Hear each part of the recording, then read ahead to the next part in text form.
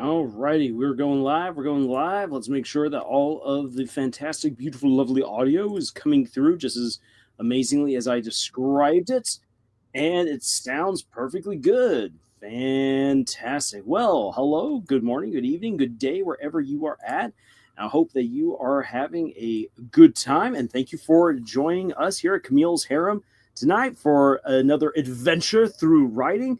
Jake Branch is here. Hi, great to see you here. We got Star Drop Mellow. Hello. And Art says, you're coming through Mr. Test 123. Well, fantastic. Mr. Test 123 is definitely earning his keep here.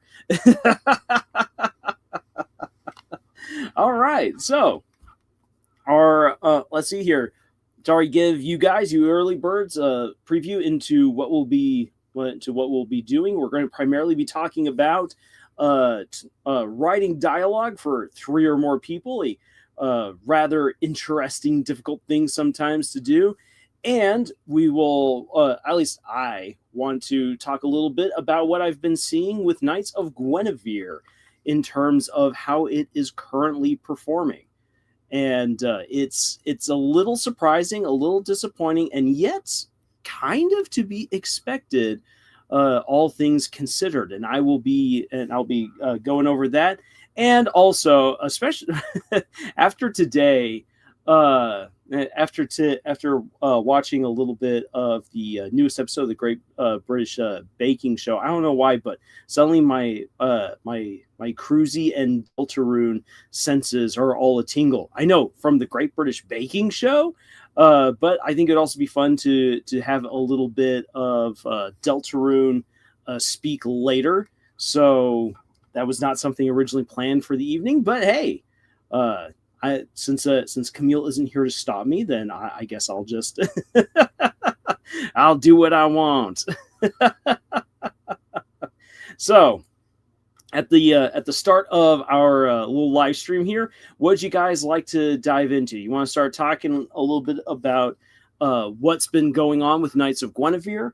We want to talk a little bit of Deltarune, or do we want to dive immediately into the writing lesson? I want to hear from you guys what you would like, and we then shall proceed as planned, or at least planned based on the possible choices that are there. Feed my cruisy, rawr. All right, so we know from Arts, dive a little bit more there into the world of cruisy. And Star Drop Mellow says writing lessons. Okay, we got a tie. Anyone there to provide a tiebreaker? Or go with the third option, and then we get ourselves a glorious Mexican standoff. Say either Jake Branch or someone else is going to have to come in and break this tie, or I will have to break it with the. Actually, I don't have on me the coin of decision making. That is definitely not coming prepared, Lars. What do you say, honey? I got the big fat cat right here by my foot. Anthony Dixon says Knights of Guinevere. So we now have ourselves a true, as I said, Mexican standoff. Knights of Guinevere, writing lessons, and cruisy. Or says, I want to know what the Great British Baking Contest has on cruisy. It was a moment of inspiration that had absolutely nothing to do directly with cruisy. But as I was watching, it's like, oh my gosh, this would make a fantastic cruisy fanfic. And maybe I'm the only fanfic writer out there who has used the Great British Baking Show as a as a setting for another story's fanfic before. Yes, I have done it. Okay, so we have ourselves a 3-way tie. I am going to roll a 6-sided die. So 1 through 2 will be cruisy, 3 through 4 will be writing lessons, and then 5 through 6 will be Knights of Guinevere. So let's see here, you guys. So I'm going to make sure you guys can hear it. I'm going to put the dice right up next to the microphone. Maybe you could hear that, maybe you couldn't. So that's the sound it makes. That way you guys know that indeed there is a die that is being cast. That is a 6. Knights of Guinevere it is. The die has spoken. Okay, so let me then quickly pop on over here. So then we'll do Knights of Guinevere. We'll then do Cruzy, and then we will shift on over to the writing lesson for tonight. I think that is the best route to go. Okay, there's my footage for Knights of Guinevere. Oh, I just realized I have not put any description to this video at all. Oh well. Whatever. Okay. So, for Knights of Guinevere, it has gotten, as of today, over 10 million views. Bravo. Bravo. And honestly, that is impressive. 10 million views is great. You want to know something that puts it right up there with Rings of Power? I mean, kudos to Rings of Power. 10 million views by the end of their second season is still a whole lot of views. So 10 million, and Amazon was like, oh, that was amazing. It was so good. It's the best thing ever. It's the best thing since sliced bread. So that would then mean, according to Amazon's own measurements, that then means that Knights of Guinevere is the best thing since sliced bread with over 10 million views. So that's fantastic. Now, as weird as it sounds for me to say that that's great, it's really good, and indeed, very respectable. Congratulations to Knights of Guinevere. Congratulations to Dana Terrace. This is a great return to animation for her. The reason why I say it's just a little bit disappointing is because I was sincerely hoping that it would be able to compete right alongside the Gaslight District. That'd be competing right alongside the Gaslight District. I had hopes that it would even be able to compete with Murder Drones. Murder Drones, when it first came onto the scene, just skyrocketed. It went up to about 20 million views really, really quick. Not all within a week, but pretty quickly. And actually, just having a look back today at how Glitch is doing, I've seen that Murder Drones continues to climb. In fact, not only is it climbing like its first episode in view count, all the episodes. Murder Drones, each episode, I think, has added on at least 5 million views since the Gaslight District and Knights of Guinevere dropped. Meaning that the people who have been brought aboard were like, ooh, what's this new stuff that Glitch is coming out with? Are then sticking around, checking out the other shows, and have fallen in love with Murder Drones. So that's really, really great. So not only is Knights of Guinevere doing well, it's helping other shows like Murder Drones, which is already completed, to rise as well. And Tigerman is right. Yeah, the Gaslight District now has 20 million views. It actually jumped 2 million views after stagnating at 18 million, which means that people who have never watched Glitch's work before, who probably were fans of Dana's, who are like, hey, Dana's working on a new show, huzzah! Came on, watched Knights of Guinevere, and were like, wow, Glitch, pretty cool stuff. What else do they have? And ended up going and watching the other shows. So this is all really, really good. Again, like, this is not something that I want to say, what I'm going to say next, like, this is awful, this is an absolute defeat. But I had high hopes that Knights of Guinevere would be able to do even better than it has currently done. Now, it's still got a long life ahead of it. But if we consider the math, so jumping on into the math, Knights of Guinevere has gotten a lot of positive reviews from everyone who has seen it.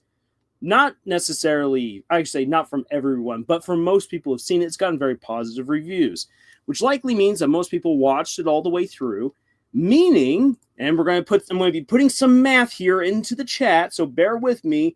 So that means that they are looking at probably roughly $4,000 for every million views. Could be a little bit more, could be a little bit less, I don't know, but I'm going to guess, based on my experience with earning money on YouTube, that you're looking at $4,000 per million views for Knights of Guinevere. That's right now my guess.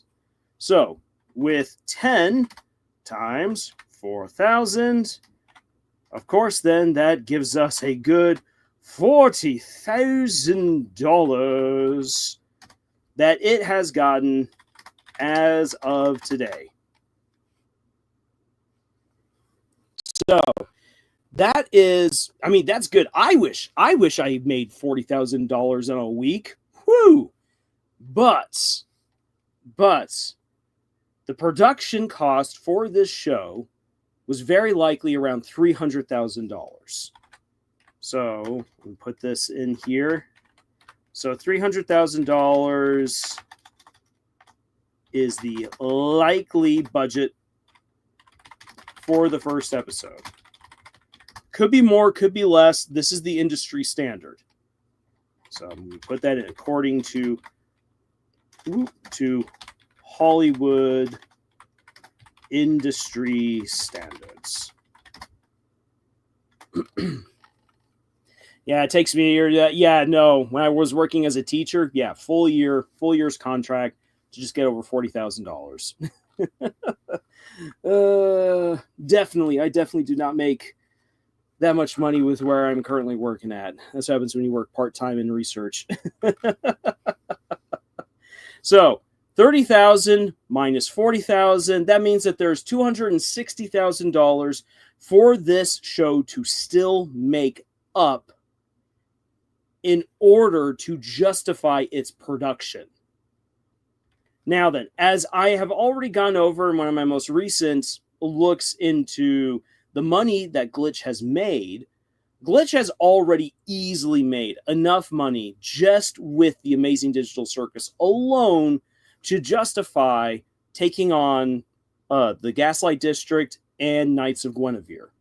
However, as we have learned from them that they do not greenlight a show in its entirety. They do not greenlight an entire season until they see that the show is able to pull in 20% of its budget from YouTube ad revenue and 80% of its budget from merchandise sales. Now, they just dropped a merch trailer, an advertisement today for Knights of Guinevere. And so obviously they feel very confident with the show. They feel like it's going to be doing very well. The merch, of course, looks great as always. The plushies, I kind of want to get myself either a Frankie or Guinevere plushie. Not gonna lie. We'll see if I do. But so they need to make up $260,000 in merchandise sales and in ad revenue still, in order to say this show has met our standard for its oh crud, my brain's only switched to productivity, and productivity is not the right word. Profitability. Ooh, TV account says the merch trailer confirmed my theory. TV account, you're gonna have to share what your theory was that was confirmed by the merch trailer, because I want to hear it. But yeah, so that's a lot to do. 10 million. Let's say that you even get, let's even say, okay, then. So from 10 million, even just 1% of people out there decide that they're going to buy one thing from the merch store for Knights of Guinevere. So when you think about that, like, okay, then. So 10 million, 10% of 10 million is 1 million, and then break that down again. So it's 100,000 viewers. Half to them bought something. Okay, so 100,000 viewers potentially buy up something that could bring in anywhere between $2 to $5 of profit for Glitch Productions. So you're looking at anywhere between $200,000 to $500,000 potentially in merch if even just 1% of the viewers for this show buy stuff. That's actually really, really good. But it actually, if we're going for the lower end of just 200,000, that would still mean, as of right now, that would make it $60,000 short. What this means, and why this is a bit of a disappointment, is because there's a very good chance that by the end of October, we might not get a confirmation that the entire season for Knights of Guinevere has been greenlit. Now, that might still happen within the next month. That's absolutely plausible. But there is now a timeline that exists where we might have to wait until November to receive confirmation in the affirmative that Glitch is going forward with a full season for Knights of Guinevere. That does not mean that they don't like the show, nor that they don't believe in it, but that's just simply business. Because production companies, even indie companies, need to be profitable and sustainable in order to create the shows that they want to make. Because if you run out of money, you can't make your show, you can't make your story. That's just the reality of the situation. So that's just something to bear in mind. If it takes a little while for us to receive confirmation for Knights of Guinevere being completely greenlit, it's because of finances on the back end. Not because Glitch doesn't like the show or because people didn't like the show who watched it. So that's just the reality. Again, I'll be very happy to see it confirmed for greenlit and confirmed for a full season in October. That's what I want to see, but it might not happen. So just kind of a little bit of a heads up there.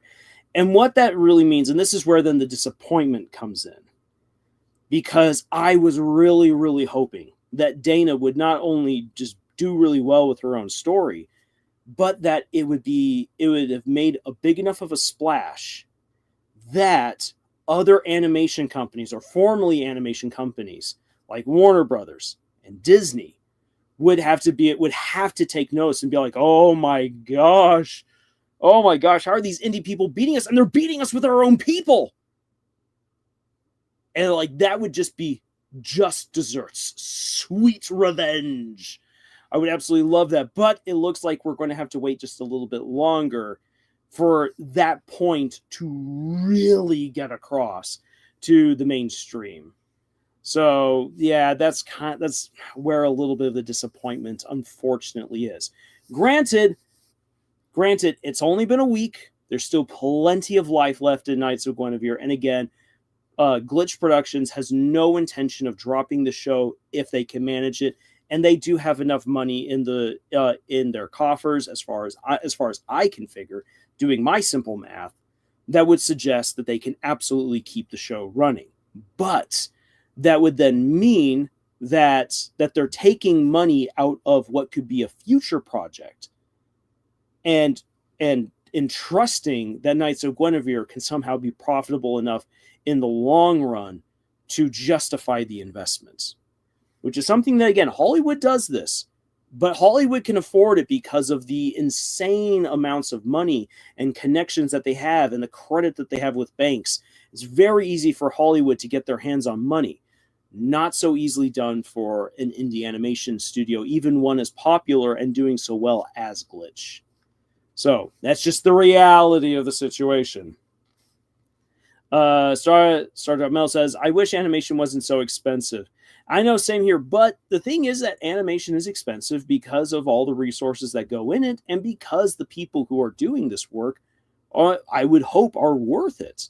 And when watching Knights of Guinevere, it's very clear that the animation is good. Like, this is on a quality of Hollywood. You could easily take this and put it against so many other animated shows right now, and it would be just as good, if not better, than some. There's not many that are just obviously better than this in terms of quality. I think that right now the one show I can think of that easily blows Knights of Guinevere out of the water in terms of quality is Lackadaisy, and that's because the crew doing Lackadaisy are just absolute mad lads, putting in over the top effort, and I love them for it. ISO is here. Great to have you here, ISO. Woohoo! Now then, one more thing to talk about in terms of Knights of Guinevere before we then shift gears and we talk a little bit about Deltarune and Cruzy and all that.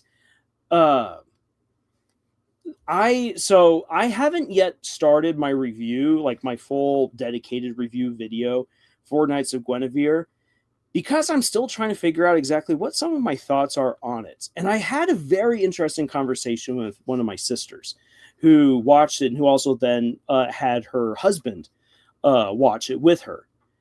And it makes me want to conduct an experiment to see if what she and I observed is true for more people.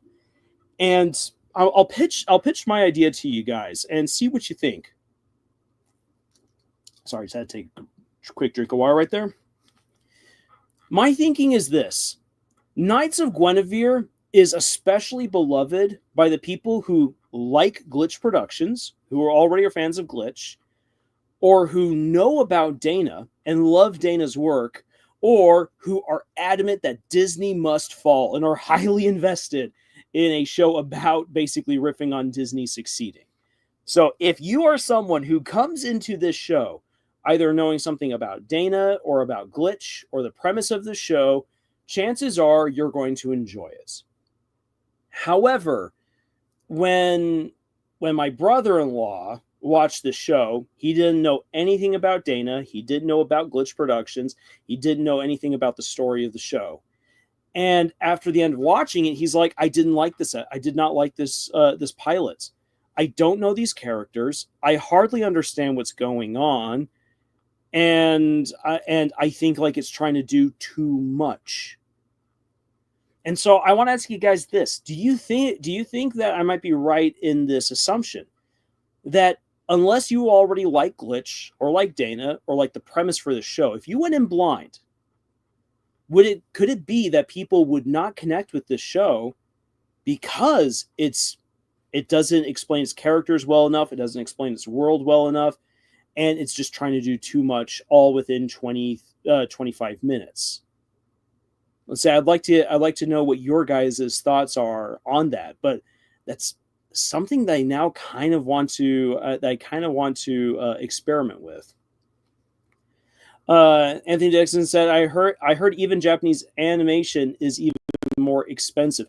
Japanese animation is expensive. The anime industry has a lot of money tied up in it. And they really do put in quite a bit of effort. And it's also because they have much larger production crews than a lot of American shows, actually, in order to make some stuff happen. Now, if it's a cheaper anime, it's going to be cheaper. There's a reason why we say it's cheaper. You can see it on the screen. For other shows, like watching Dandadan is just over the top, amazing quality. You can tell that there's so much effort has gone into this. The money is definitely in there. So yeah, it depends on the production company and how much money they're willing to dump into it. But yeah, animation is not cheap. But interestingly enough, and here's something to actually know, animation, generally speaking, is as expensive as live action. Yeah.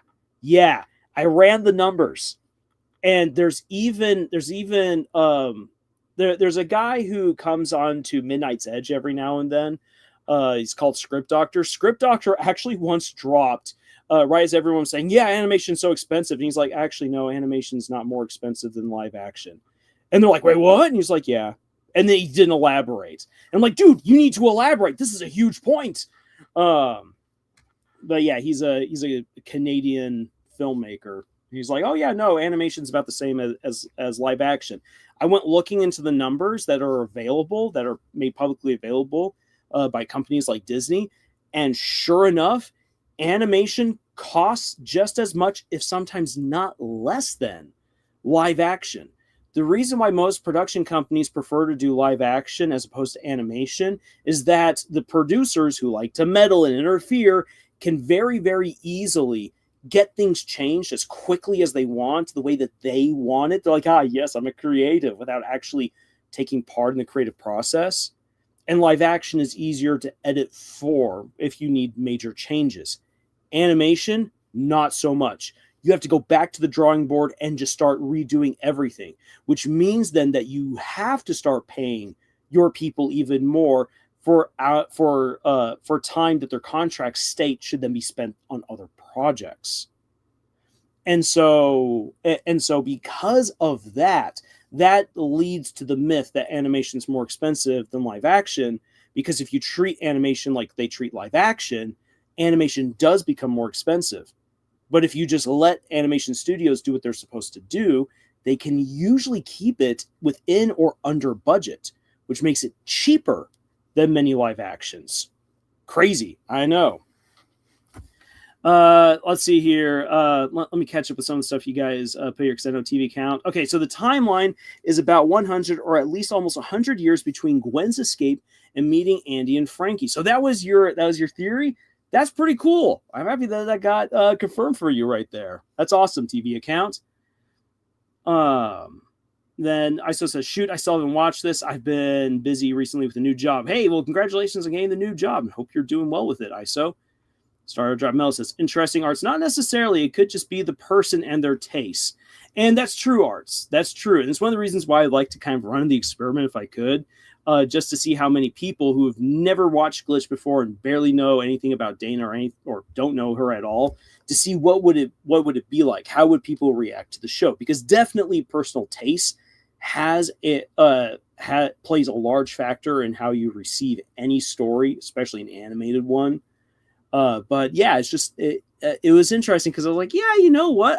Because I talked about this in my day of review, that I felt like the characters were not as well developed as they could be, and that we're not exactly sure where the story is going. As a result, as a pilot, the pilot gave us the atmosphere and nailed the show's atmosphere going forward. We know enough about the characters that we can continue on following them, but it's hard to really know where we're going with the story. And the introduction to any story must introduce at least one or more of the main characters. It must establish the atmosphere for the overall story, and it must give you an idea of where the story is going. So Knights of Guinevere does that to an extent, but maybe not as far as I would like it. And maybe that's also then reflected in why some people, like my brother-in-law, like, I don't understand what's going on. Or maybe that's just him. So more science is needed. The Amazing Gamer 111 says, I take it as this was Dana's first chance to be 100% free and express what she wanted to create with zero restrictions and wanted to go ham, now finally having that choice. And Amazing Gamer, I 100% agree. And she even said that in her interview with Luke and Kevin. TV account, maybe it's a fandom hype and intrigue that the pilot mostly relied on. Could be that. We're just going to have to see how the show continues to do in the long term. Sergeant Mill says, that's crazy. Anthony Dixon, I think people that love the Owl House will definitely love Knights of Guinevere, especially if people knew about the Owl House prior. And I agree. I think that if you know the Owl House, you can see Dana's fingerprints all over this show. And especially if you knew what she wanted to originally do with the Owl House, the Knights of Guinevere feels very familiar and feels like maybe what she would have wanted to do, at least tonally speaking, with the Owl House all along. TV account, but if you're someone just scrolling on YouTube and click it by accident, then that's where the problem is. Yeah, I can see that. And Starter Mel says, as an Owl House fan, I agree. All right, so yeah, that's basically what I wanted to say about Knights of Guinevere as of right now. Like I said, I still need to sit down and actually make my full review and analysis video, and hopefully that does well, and that gives other people who might just be looking around a good introduction to the show, a good recommendation for it. And if they found anything that didn't quite settle right with them, maybe I'll be able to give them some insights into that. That's always my hope with a good review. A good review and analysis isn't just, I like this or I hated it, and then move on. You should always give reasons why. Which is why whenever I see anyone be all like, this person's just really raging mad about Rings of Power, I'm like, if you only knew. I have this much to say because there is that much to say, because it's an awful show. It's an awful show on so many levels. All right, but shifting gears to Deltarune and something far more fun. So as I have been as I had said earlier, today while watching the newest episode of the Great British Baking Show, I had suddenly a cruisy inspiration moment where I was like, oh my gosh, this is so great. I should do something with this. So the newest episode of the Great British Baking Show was themed back to school, and all of the bakes that they were challenged to do revolved around classic English boarding school bakes, or classic school time activities and whatnot. And they're like, okay, make your bake part of the school time activity. Woohoo! Well, in the past, I have done a cruisy story before about about a baking show.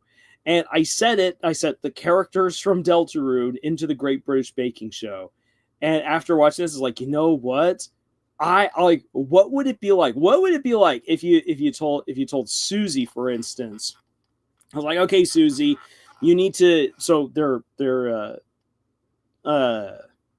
well, let me first establish, for those who haven't seen the Great British Baking Show, each episode has 3 separate baking challenges. One is called the Signature Challenge, then one is the Technical, and then finally you have the Showstopper.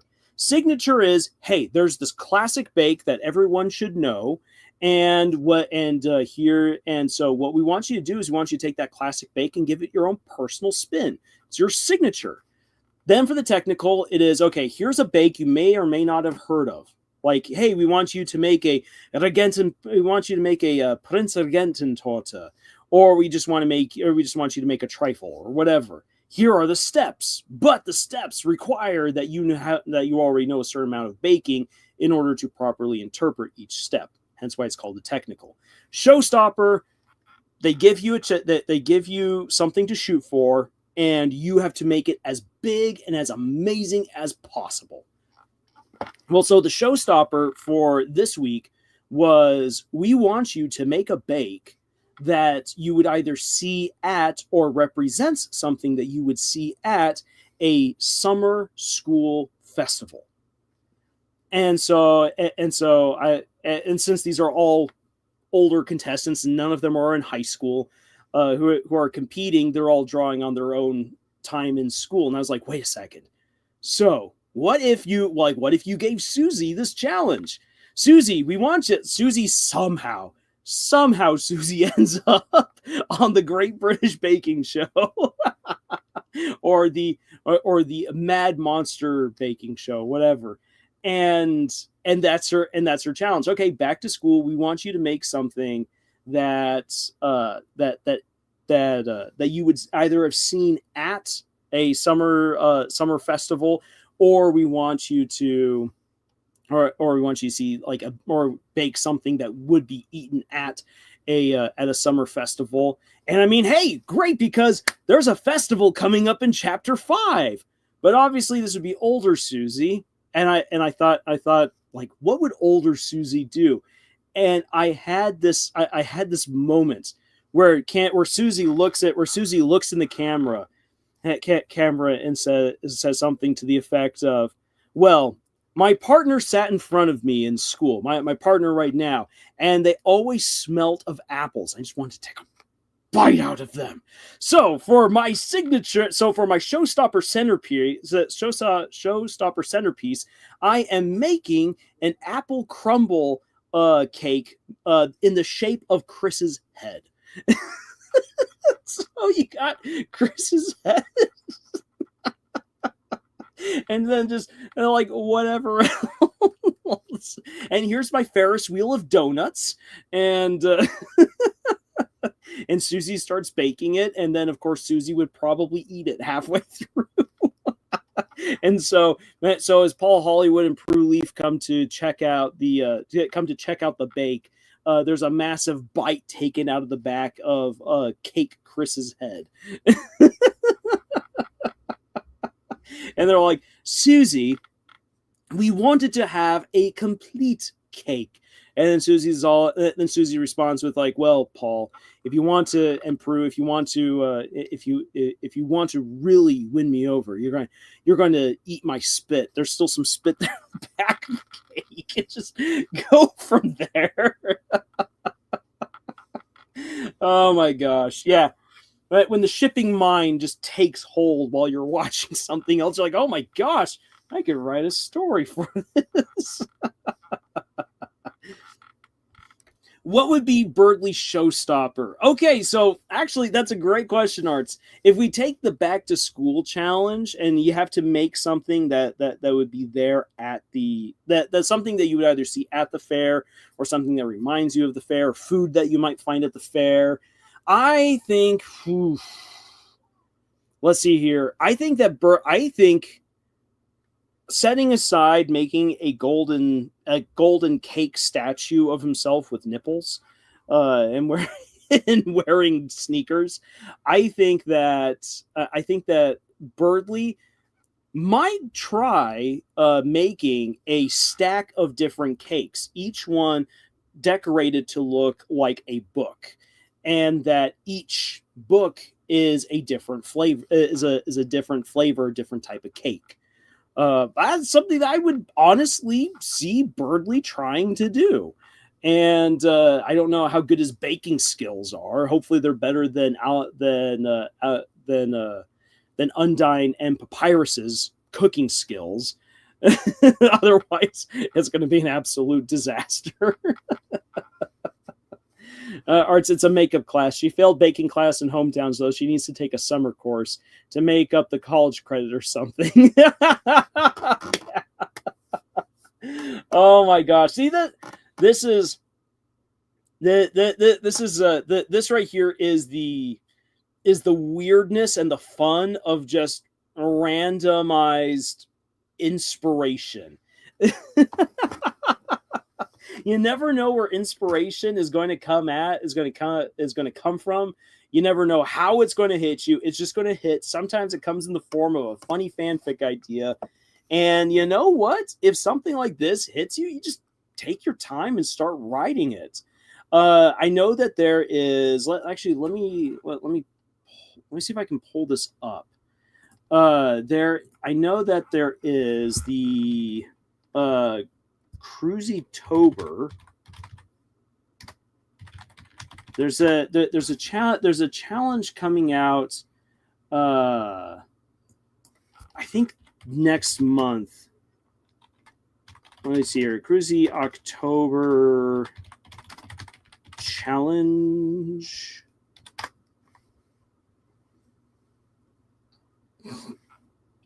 Yeah, say a new picture for each day of the month. That's kind of a crazy way to do Inktober, by dedicating each day to Cruzy.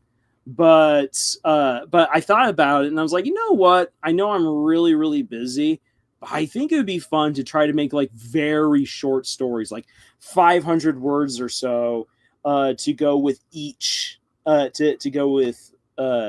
each prompt for the day, and just write those, put them on in there, have like a nice little compilation by the end of the month of little Cruzy snippets. And it'd be fun to try to adapt the little baking show idea. Art says, I can see Toriel as one of those college town mom teachers. Oh, yes, absolutely. Toriel teaches the baking class and is disappointed that Susie failed her class, as she makes Susie take the Great British Baking Show to make up for it. Because she believes in Susie's abilities. Look, man, I didn't even want to be here, but my prospective mother-in-law / teacher really, really wants me to do well in her class, and this is supposed to be extra credits, that way I pass and get an A. So here's to you, Toriel. I am going to make a cake on British television.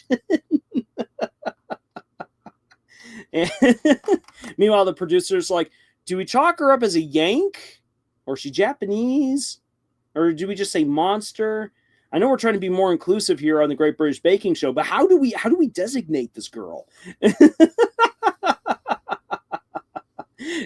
Comic Craft, you hopped in at one of the strangest moments. Hello, what did I miss? You missed you missed our talk about Knights of Guinevere, where it's currently at.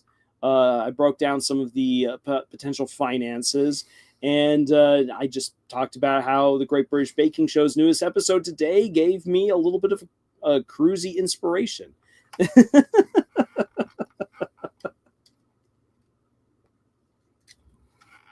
So yeah.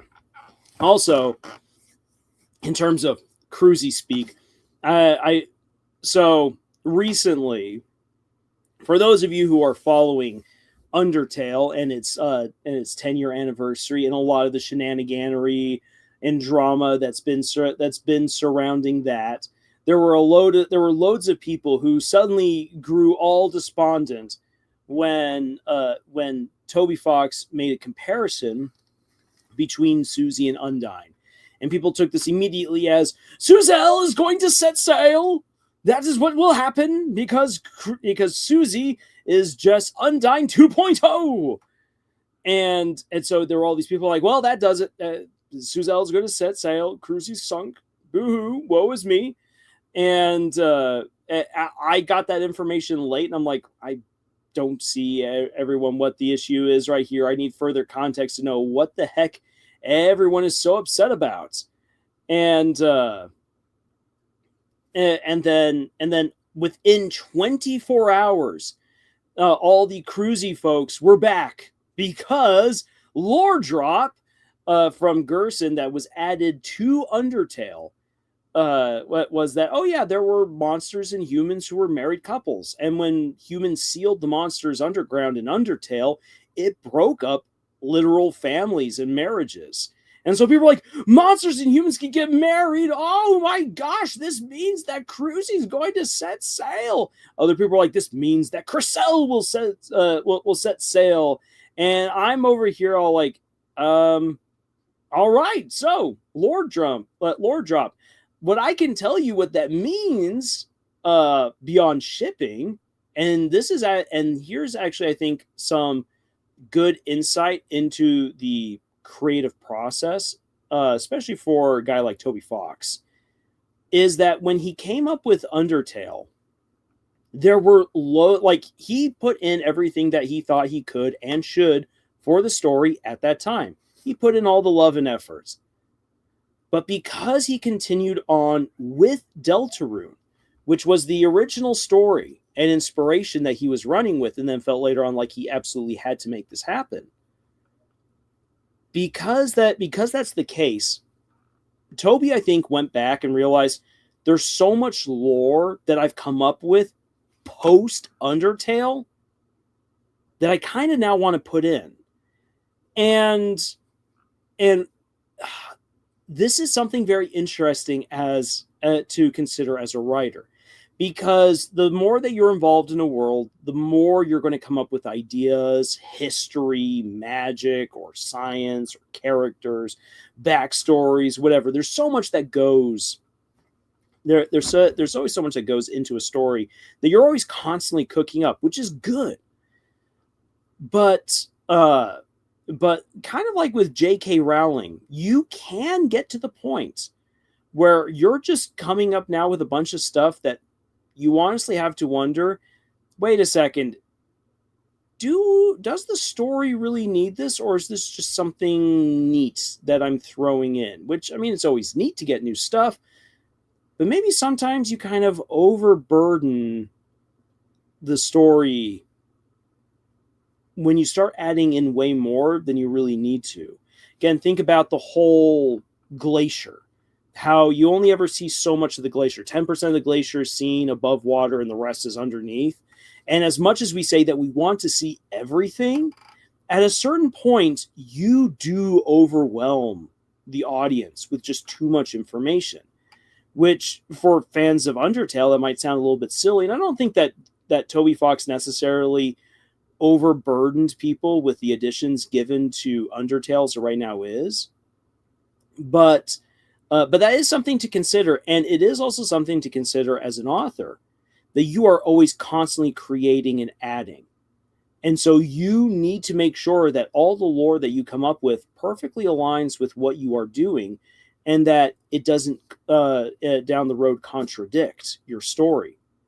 Because when that happens, people obviously notice, and then that just becomes a point of contention for you, for your fans, for your story, and you want to avoid that. World building is fun, but it is easy to just do too much.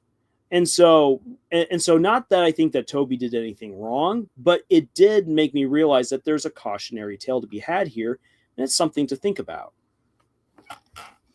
Let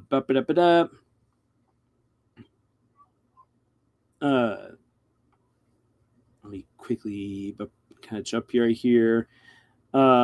Star Drop Mellow says, "I can't believe that I wrote that I wrote is canon." Yeah, say with what you're working on with your story, Star Drop Mellow. Yeah, say you tapped into that potential, and you've got the timestamps to prove that your fan fiction was ahead of the curve. So congratulations, Star Drop Mellow. Concraft says, "I think these comparisons were made more like according to a theory I saw, is that based on the fact that there's the Spear of Justice and the Hammer of Justice, so Susie is going to get her own Justice song. Toby knows how to engulf in flames and put out the flames the next day." Oh, yes. No, Toby was also having some fun really trolling. And so it's like, come on, guys, especially in the shipping community. Like, guys, don't get ahead of yourselves. Wait until the game. Like Toby has said, what's in the game is what is canon. So, like, let's not get ahead of ourselves. What is said outside of the game can give us some strong inferences, but it's what's in the game that we're supposed to be relying on. And yes, I know I say that as someone who put in the whole apple eating scene in my latest Cruzy video, but I did acknowledge that it was non-canonical, but that it just gave us some insights into maybe why Toby put it in there in the first place.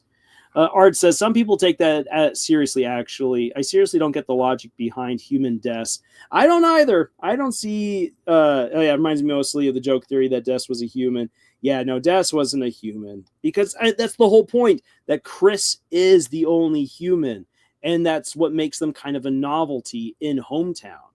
The interesting thing, and this is a theory of mine, and I know it's a theory that's going to grate on some people. I don't know why, but I feel like this is very reasonable. That when Gerson wrote his book on how to raise humans, that he was writing from a point of actual reference. I think that Gerson was with humans. Either he like helped to foster raise kids, or he saw monsters raising kids, or he spent time with humans. But Gerson spent time with humans.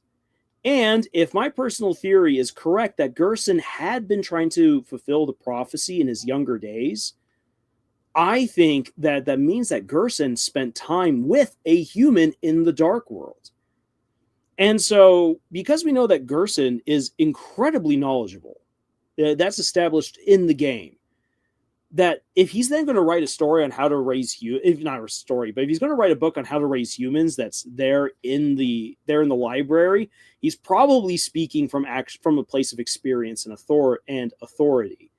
So, something interesting to consider. But yet again, it's special, it's unique then that book is there, that Toriel checked it out so much, because it's an emphasis on the fact that Chris is the only human in Hometown. Maybe not the only human who has ever been in Hometown, but right now, currently, the only known human. Conquer says, "I think the human death theory was mostly from fan art showing how human deaths would have a dynamic with Chris. Also simultaneously explains the close bond between both families at the same time." I mean, aside from the fact that Asgore and Rudy are best friends from the good old college days, and maybe even from high school days. Star Trek Mel says, "Now I'm definitely writing the history of monsters and humans a little more differently." Okay. Commoncraft says, "This stuff reminds me of the Worm fandom and the mess that it was the author be part of the battle boarding community and using the word of God to have his characters win any matchup that wasn't their canon defeat, or the author making a quest where the readers vote to what happens next, with the intent of proving to the fandom how they could not have done a better job in the story, which soured a lot between the fandom and the author. Yikes! Yeah, you know what? I'm not a fan of that. The author just needs to tell their story to the best of their ability and encourage the fans to engage, and just let them know, you guys can have your headcanons, but here's the canon. But speaking of being able to vote and tell your own stories, we're getting very close to Spooky Month. Very first day of October, I am bringing back the Choose Your Own Horror Adventure story. This one is going to be a camping horror story. And I am basing it in part on some of my actual experiences while camping in eastern Arizona. So there will be some real world inspiration to it, and I'll have some links for that here on our channel. Though it would be fun to do as I have in the past, like post everything constantly along with the story, artwork, and whatnot here on YouTube.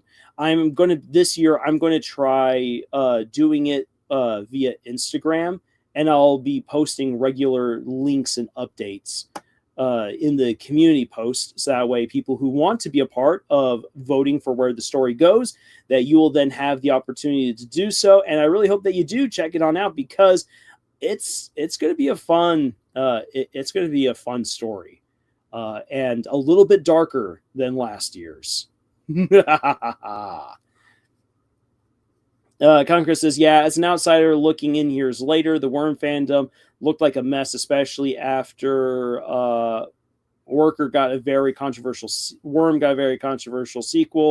and how currently the Worm fandom is self-sustaining. Most new fans enter the fandom by encountering fan fiction, rarely the original story.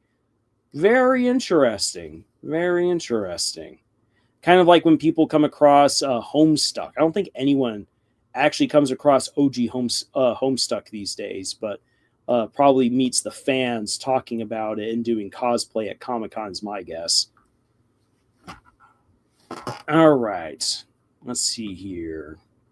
There was something else. Oh, yeah. So coming back to, with all the people, with the fans just losing their minds, swinging this way and that way recently, I'm like, okay, I'm glad I got my shipping video out when I did. And I definitely do want to talk more about shipping in Deltarune, but I think I'm going to let things kind of cool off a little bit, because I don't want to be a sensationalist and just be all like, yes, so this ship obviously is going to win, or this one won't, and so forth. I do have a video idea that I want to explore, going into Deltarune's concept of love. And the more that I've been looking into it in the game, it's been very interesting. Those of you who've played it can tell me if I'm wrong here with this, but with the exception of El Nino and La Nina, there really is no romance that has actually succeeded. So, like, I'm talking about how we've got the divorce between Toriel and Asgore. If we believe that Des and Azrael at one point were an item, that relationship unfortunately got blasted when Des vanished. Pizza Pants is getting taken for a ride by Bratty and his coworker. We've got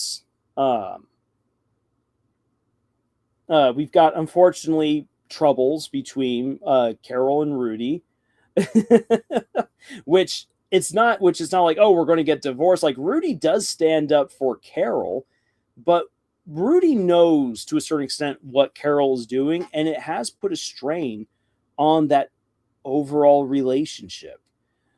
So we see that, and then also Tenna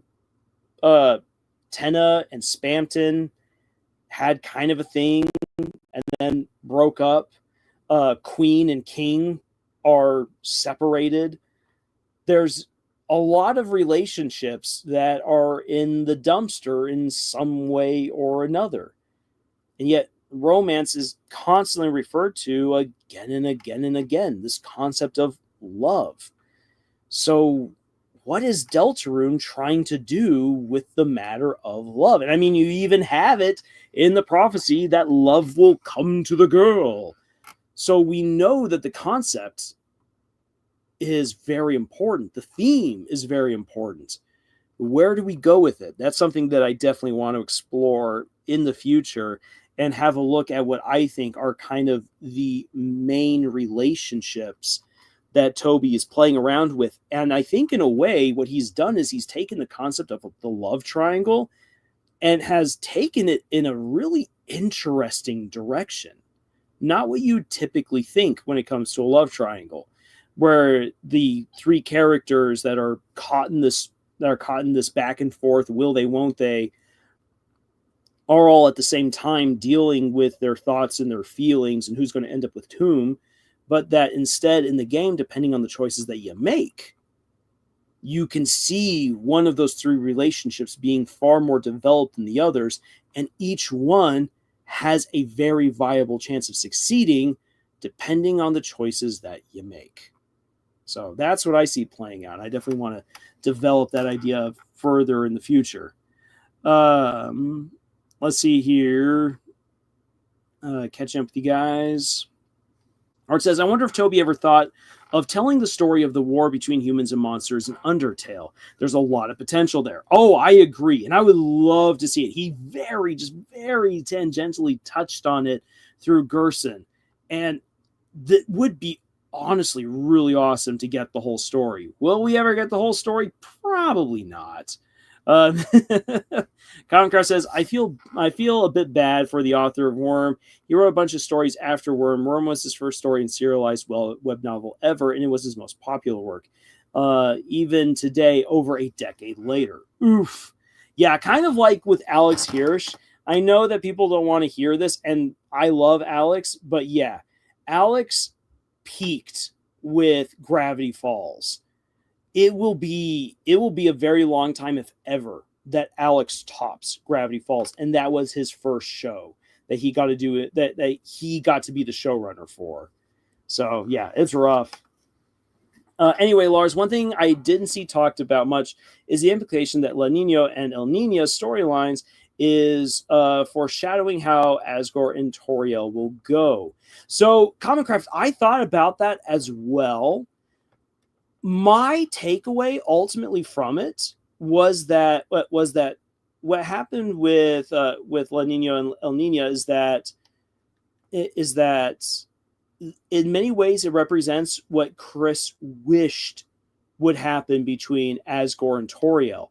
But as of the end of chapter 4, I think it's made very clear that it really isn't that simple, and that I honestly don't see how Asgore and Toriel could, in a healthy way, get back together, especially by the end of chapter 7, because my gosh, there's just such a bad history there. And both characters have definitely not done what they should do to try to make their divorce more amicable. Toriel's just run. And granted, Asgore's not made it easy on her with how he's effectively stalked her around town. That's not okay, buddy. That ain't okay, Asgore. Not at all. Not in my good Christian home. But but Toriel needs to put her foot down and be like, Asgore, you are stalking me. We are divorced. No means no means no. You want to be involved in the lives of Chris and Azrael? You need to find a better way of doing it rather than making them the flower delivery boys, or what have you. So like, yeah, I don't see how that's going to be honestly repaired. And the vision, of course, that Asgore sees is to a certain degree false. So there's no easy fix. The Dark World offers a fix, which is, I think, what we're going to see in Chapter 5, what Asgore pursues, what he thinks is the solution to his conundrum. But unfortunately for him, I don't think it's going to work all that well. Like, the couple falls apart, but then one tries to patch it up, and the other already got into a relationship. They're a bit happy, but a bit happy in it, but not very happy. Well, but being happy in it either. And the very next chapter, we see Toriel drunk with Sans. I can't help but see parallels. Oh, there's definitely parallels. The thing that the thing that makes it feel like foreshadowing to me is the rules card stuff with La Nina and El Nina. Then the very next chapter, we have Sans getting with Toriel in a very unhealthy looking way for Toriel, like a very heavy implication that Toriel wants to get with Asgore again. But whatever happened that made Asgore go conspiracy theorist is what she considers a deal breaker and maybe reason for divorce. So this is what Commoncraft again. This is what I think is going on, and we're going to have to just see, because Chapter 5 will definitely be what confirms a lot of our theories and suspicions. But what I think is happening, and this comes back to what Tenna actually repeats when he's going bonkers the very first time, when he's captured them all in little gotcha balls and is forcing Chris, Susie, and Ralsei to play his games, that he drops this whole thing about the pipes, and he regurgitates an argument. But it's an argument that he wouldn't have had with anyone. But we learned that Tenna repeats in many ways stuff that he witnessed from the people who watched him. So this fight about the pipes, it's not a video game reference, it's a real world reference, which means that Asgore and Toriel were fighting over something. Plumbing, calling in the plumber, or what have you. Something needed to be done. There was a fight, and couples have fights. Okay, that's going to happen. But what that represented, especially with how Tenna is so adamant about getting the family back together, is that Tenna witnessed Tenna witnessed everything that led up to this divorce, or at least a lot of it. And Tenna is holding on to Toriel, and Toriel, at first, like, Toriel is kind of the red herring, where it's like, oh, she's the one who's meant to be sacrificed. I don't think so. Toriel's not the one that was meant to be sacrificed. Toriel was meant to be held captive for all of the shenaniganery and schemes to go down the Dark World. They're supposed to lead to the perfect happy ending that someone like Carol wants to have. Carol wants to preserve her happiness, her family's happiness. And her family was happiest when the dreamers were together and whole. And so as Asgore is kind of spun out of control, becoming just despondent, not taking care of his shop, stalking Toriel, I think it's Carol who stepped in and was all like, hey, Asgore, buddy, I really do want you to patch things up with Toriel, but you're going about it in the wrong way. Here's something to think about. Leaves a little dark crystal. Peer in that sometime. And just see what happens. Now, it's probably a whole lot more complicated than that, but Asgore then got brought in on it all. Now then, here's the thing. Imagine if you are Asgore, you're the guy who's gone through this nasty divorce that in part was precipitated by the person who is giving you a job. Her daughter going missing, you got sacked under her rule. Carol, why are you giving me this job? Why do I have this crystal? What's going on? I think, like, I give Asgore a little bit more grace than I think some people do in this regard, where I think that Asgore is more intelligent than he lets on. and that the conspiracy, the whole corkboard and everything, is Asgore figuring it out. Asgore being all like, yes, okay, so this is where this person was when Des went missing. This is what this person does or did when Des went missing.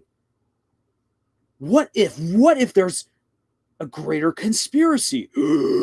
And Asgore begins realizing that something bigger is going on, and rather than Asgore doing the right thing and confronting people like Carol, after looking into the Dark Crystal, he's all like, into the Shadow Crystal, he's like, this is it. I can get my family back together and make everything perfect if I just do X. It's all coming together. And that's the conspiracy. We're missing a lot of context. But given that Asgore, what we know of Asgore, he was the chief of police. He actually is a rather insightful individual. People saw him as the town hero. And when we see the shows that were meant to represent him, it's all about being the cowboy, being the hero. That's what Asgore wanted to be. That's what Asgore was. And Asgore's trying to recapture that once again, which then implies that he's far more capable than he lets on, than what we initially believe. Now then, the thing is that trying to recapture the glory days might seem like it's an easy way. Okay, so he's got a black shard. Thank you for correcting me there. But the thing is that that's the easy way to try to fix everything. But as we learn from chapter 4, thanks to Gerson, even though he never outright says it, it's implied, and that's important because Gerson wants people to learn through experience. Gerson's like, what you do here in the Dark World in terms of like crafting your perfect world or your perfect identity or living a certain way, that doesn't matter unless you can make it happen as well in the light world. And in order to do that, you need to be living in the light world. And so for Asgore, the thing is that he's got problems that he needs to fix in the light world. You can't go into the dark world and fix those problems. And a good case in point for that is Birdly, actually. Because by the end of chapter 2, your work through Chris allows you to befriend Birdly. Birdly comes clean about how he became, quote unquote, the smartest kid in class, how he built up this false legacy and where that's led him to and everything. And that he's scared. He's terrified of anyone ever learning the truth. But by coming clean, Birdly frees himself of those shackles and becomes a really cool guy, actually. Not cool enough to steal Susie away from Chris, but Birdly's coming along.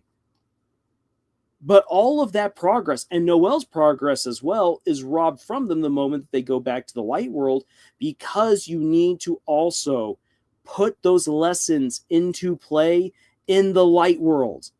And what is the difference then between people like Birdly and Susie when it comes to that? It is that Susie, at the end of chapter 1, when she doesn't know if it was all real or not, when they get back to the light world, is she shows friendliness to Chris. And it's like, hey, let's go back tomorrow. Those are the words, like the way that she says it, her sincerity, where she's going with it, is true friendship. Susie took the lessons from the dark world, applied them, and is now a true friend. Birdly and Noelle have yet to take the lessons from their time in the dark world and apply them to be the good, to be the amazing heroes that they could and should be. That's a journey that they need to still go on. For Asgore, if Asgore wishes to patch up anything, he needs to be able to patch it up in the light world, which, as we learn in these latest chapters, is far more difficult than just simply doing something awesome. And that is a very real world way to address something as complicated as divorce. And I really applaud Toby for being willing to do that. All right. Let me catch up here. So take a drink of water. Kamikar says, I've seen also discussion about how the stalking situation may be caused by Toriel not putting her foot down. It feels like somewhere Asgore had gotten an enabler, and Toriel not putting her foot down is what is worsening the situation. Because Asgore keeps thinking there's a solution, he just has to find the solution. Exactly. Comcraft, I 100% agree with that. The Black Shard seemingly cannot show you the Dark World, unlike the Shadow Crystal, so Asgore should not have been driven nuts by looking at it in that way. You don't need to be driven nuts like Jevil to when he's like, oh, everything's just a video game, but rather you can be driven insane by an idea, by a possibility, and to make it a little awkward yet applicable. It's like the boy in class, the weird nerdy boy who's all like, I want to ask out the head cheerleader, and I think I have a chance. And you know what? In some crazy world, there is that crazy possibility that it would indeed work, and you could even see it happening if the stars aligned. Because it's actually real, as opposed to, guess what, nerdy boy? You're actually Superman, and there's a hot Lois Lane waiting for you. Like, that's obviously the fantasy. That's never going to that's never going to become reality. I have known, in 2 instances, the really weird nerdy guy actually getting the cheerleader girl. I've seen it twice in college. It can happen, and they can live happily ever after, or at least they're making their own happily ever after. Good on those 2 couples and their sweet little families. But so it's something that could happen if the stars align. But it's like, but my dude, your chances are like 1 in a billion. It's not good. Don't put yourself through that pain to do it. And that's kind of where Asgore is. It's like, dude, there's an opportunity. There is a chance, Asgore. There's a chance that the stars align and everything works out the way that you want it. It's not going to happen. Please step away. Think about yourself. Take care of yourself and work on having a good relationship with Azrael and with Chris. That's going to make you way happier, dude. It's going to be rough, but you can do it. All right, so I'm really wondering... I really am wondering, is up with Asgore and Toriel, to be honest. There really is something more than, hey, you killed kids, man. Oh, yeah, within Undertale? Yeah, there's definitely something more going on there in the Undertale, from the Undertale angle.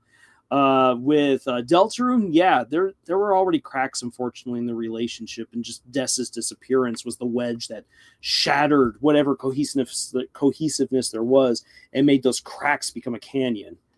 I think there's another thing that got in the way with Berdly was Susie's effort to make Noelle think it was a dream, working on him by accident. Also, Berdly fell in love with Susie. Susie got a friend, Berdly fell in love and couldn't accept it when it felt like a dream. Also, Berdly was asleep in the light world. Susie was awake. It was likely another factor. Yeah, I get your bit, that your talk about going insane. I am workshopping a character that went insane. That went insane, then came back. I'm going to say is came back, and is now figuring out what happens in the past while working on stuff in the present. Oh dang, the autocorrupt. You know, it definitely better. Autocorrupt is definitely better than calling it autocorrect. But yeah, no, that's there we have it. Whew, that was actually way more about Deltarune than I was expecting that we would chat about. But yeah, so right now this is just some of my thoughts after all of the shipping silliness and nonsense that was going on. Now then, with all that being said, let's shift gears on over to the writing lesson. Yes, okay. Whew. And I will kind of call myself out a little bit with this. I realized while working on one of my recent stories that I'm like, you know what? I've not been putting in as much effort into making good three or more person conversations actually work like I should, this is probably something that needs to be talked about a little bit more. If anything, I'm definitely benefiting from this, and I hope as well that this writing lesson helps you out as well, especially if you're writing stories with larger casts. Art says, do you think that that it's like a Mrs. Doubtfire? That's such a great movie. Mrs. Doubtfire situation with Tori and Asgore. Asgore was that funny guy when Tori first married Asgore, but as they went on in their relationship, Asgore ... never really grew up. While Tori decided to put her college party ways aside for the kids' sake. That's actually a very real possibility. I think that is something that could definitely have happened. And with Asgore being the town hero, I mean, most people probably would just put up with it and think that's just good old Asgore and not really question how that might be affecting his family, especially his wife. Concraft sees the title, read Knights of Guinevere, looks inside, sees Deltarune. Yeah, because Knights of Guinevere was at the very beginning. Concraft, I saw some discussions about Asgore that I personally agree with, that proposes that the thing with Asgore is that everyone thinks Des is dead, but Asgore claims she is alive in another world. Yeah, and especially with what we know about digging into the code that Des is trapped there. Oh boy. I was watching a video recently, I believe it was from WizKid, that I got so frustrated because I was like, WizKid, you are on the cusp of greatness. You were so close. Like, he does a great job of breaking down all of the known information that we have about Des, and then proceeds to go in a very opposite direction of where I think that the evidence very clearly points to. That will be for a video when I say, like, Des is the knight. Because given especially what you find out when you dig around in the code and what you learn about the Dark World and what we can guess is happening with Chris, I'm sorry, everyone, but it's very clear that Des is the knight. Hold on a sec. You're going to let a cat out. Ooh. Yes, there you go, fat cat. Honey.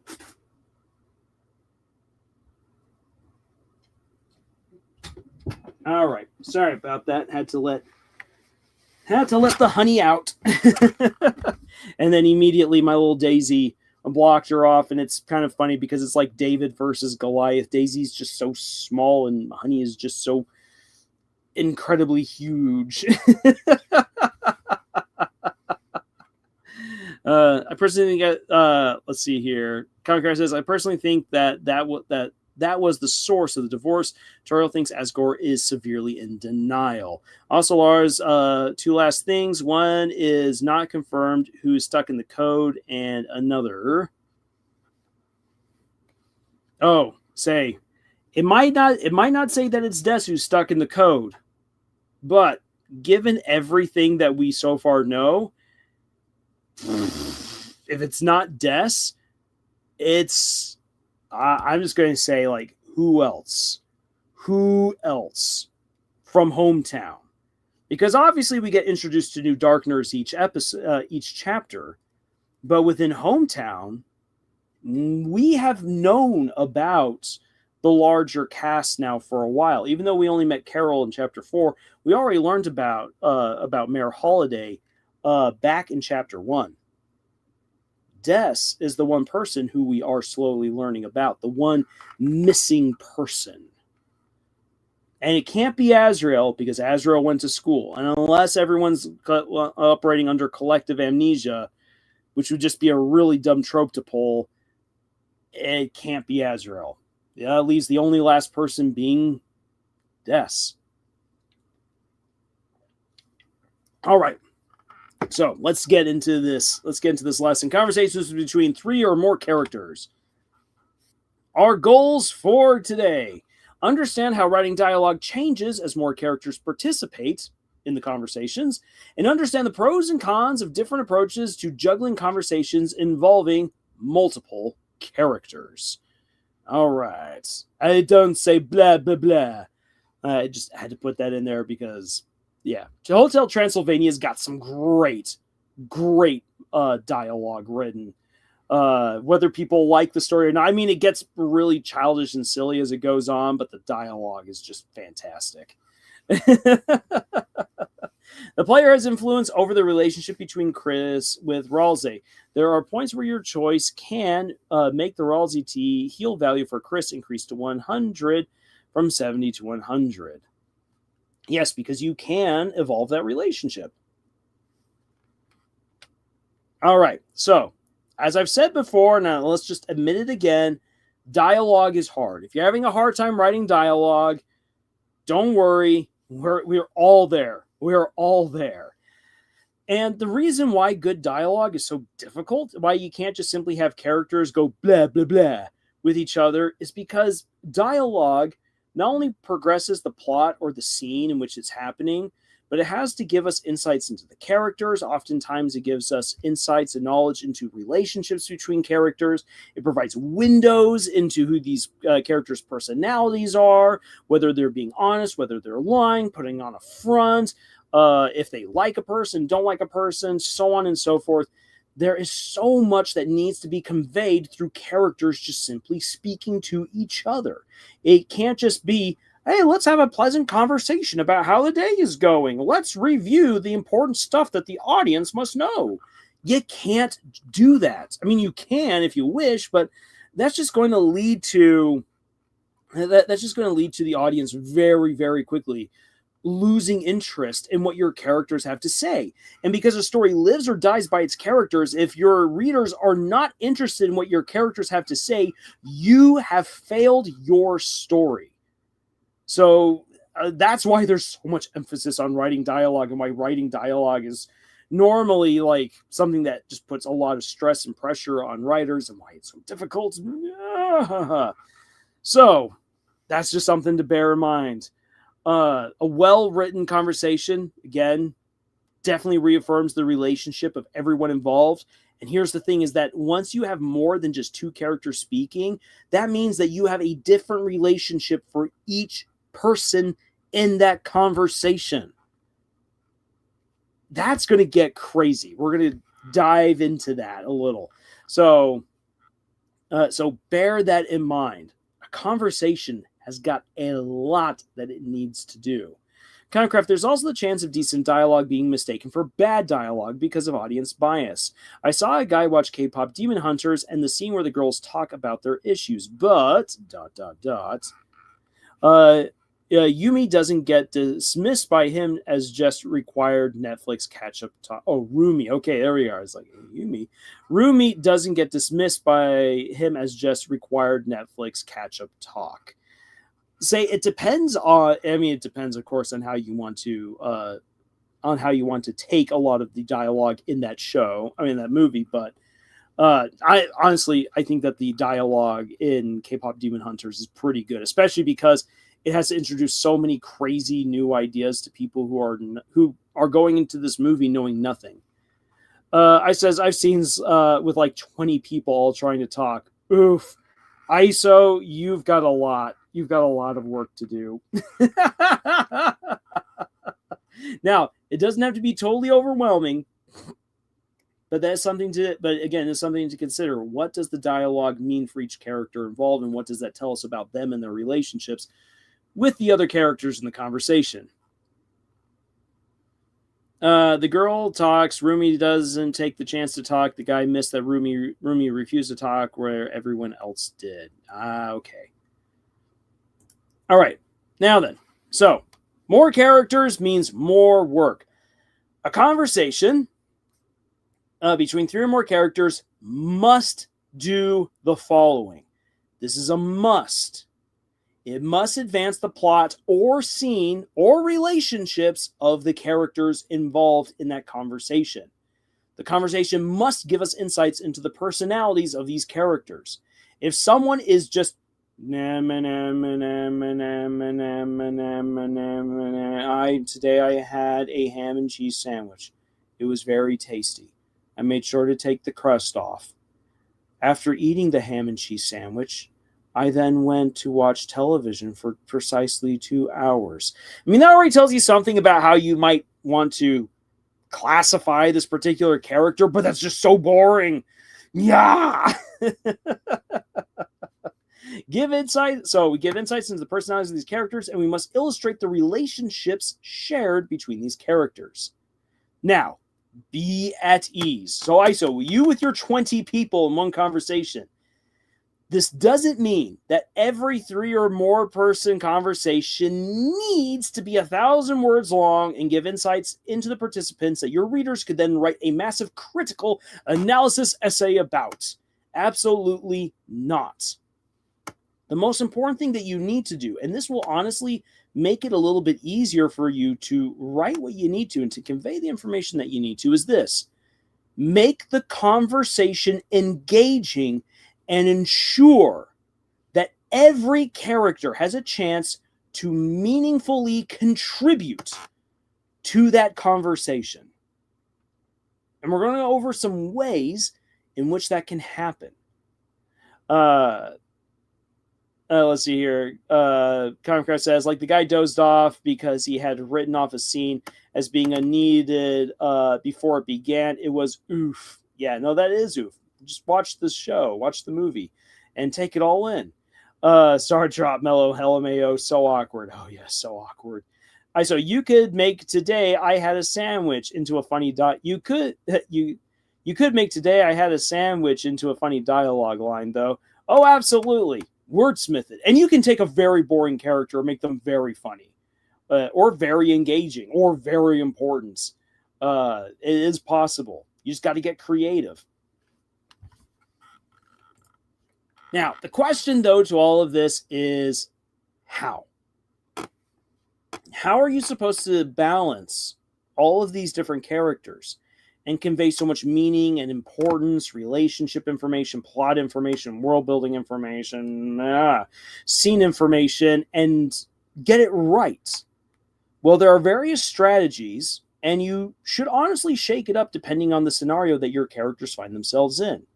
As I've talked about before in the past, dialogue is not just two characters sitting in a void and talking with each other. Dialogue should be action. Things should be happening. We should know about the environment. What's going on around them? Is it loud? Is it quiet? Are they eating? Are they watching a movie? Is it romantic? Is it not? Are there other people involved? Is it raining outside? Is it sunny? Do these people hate each other? Do they like each other? All of these things help to make the dialogue far more actionable and interesting. And those same things go for writing for multiple people.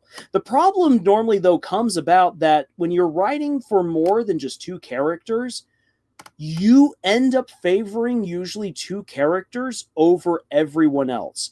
And so if it's a three-way conversation, one person becomes the third wheel, and you begin to wonder, why are they even there?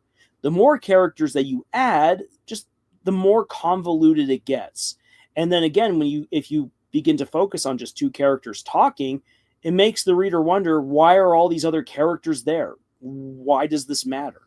And you don't want that to happen. Every character in a conversation needs to be able to contribute in a meaningful way that helps us to better understand them and the story, or at least that part of the story. Conquest says, honestly, for me, some of the best dialogue I saw was the one in Hunter the Parenting when the characters have a full minute of awkward silence. Now then, that right there is for visual storytelling. And that's actually taking a rule that says you should not do that and breaking it over the knee, which can be very engaging and very well done if done right. And Hunter the Parenting does do a lot of things really well. So I backed the enemy against the cliff, and he decided that death was better than interrogation. So he jumped. In other news today, I had a sandwich. And that's the problem with AI-generated conversations in my experience. The bot favors specific characters and ignores the perspective of the other involved characters. Amen. Yes. So I'm going to give you guys 4 different strategies that you can utilize to help spice up your more complex, larger conversations. I'm going to take a quick drink of water right here. Good water. All right, so obviously going to be more official names for these particular strategies. These are just the ones that I have. There is the strategy of plan the heist. Now then, that doesn't mean that your characters must be planning to steal something, but rather that you want to kind of take the approach of when, for instance, loads of characters are planning how they're going to rob someone. You can take this right out of Ocean's 11 or out of the first Mistborn book, Mistborn the Final Empire, where loads of characters are all coming together to discuss something very complex. And by doing that, everyone gets a chance to say something, and what they say tells you a lot about them. So, what I want you guys to think about, if you do the plan a heist strategy, where characters are planning to do something, consider this. In the conversation, everyone has an opinion. Everyone has expertise, meaning that they've got something that they're good at, something that they're very knowledgeable about. And everyone wants to share both. That is the approach that you should take, even for shy characters. So, like, let's say, for instance, so as an example of planning a heist, that you've got 4 guy friends who are planning to help their buddy ask his crush out to prom. And so, like, okay, dude, all right. Well, let's see here. Give me a good teenage name. Give me 4 good teenage names, and we're gonna go running with this. Give me teenage names in the chat, and we're gonna build this scene right here, right now. So as you guys are giving me 4 teenage names, just understand this, is that what I'm going to demonstrate is that each person in this conversation, again, has some expertise that can be utilized to help make this plan happen. And everyone has an opinion on a certain something about the plan because they're all invested. If they're not invested, you can put that into the story, and that then already tells us something about them. But everyone needs to have a moment to really contribute, to show off, again, their expertise, their knowledge, their skill, and to show that they do have an opinion on what is going on. By doing that, each person is given a chance to really contribute in a meaningful way. And that, again, just makes the conversation come to life. And then the answers in the back of everyone's mind. Why should I even care about these characters? All right, so we got Bill, we got Derek, we got Alex, Lynn, and Sora. All right, let's take those names right there. So, Derek, and let me actually then swap on over to some heist imagery for this as we then put this into action. All right, so Derek is going to ask his crush Sora out to the prom, but Derek is scared of asking out Sora because, man, Sora,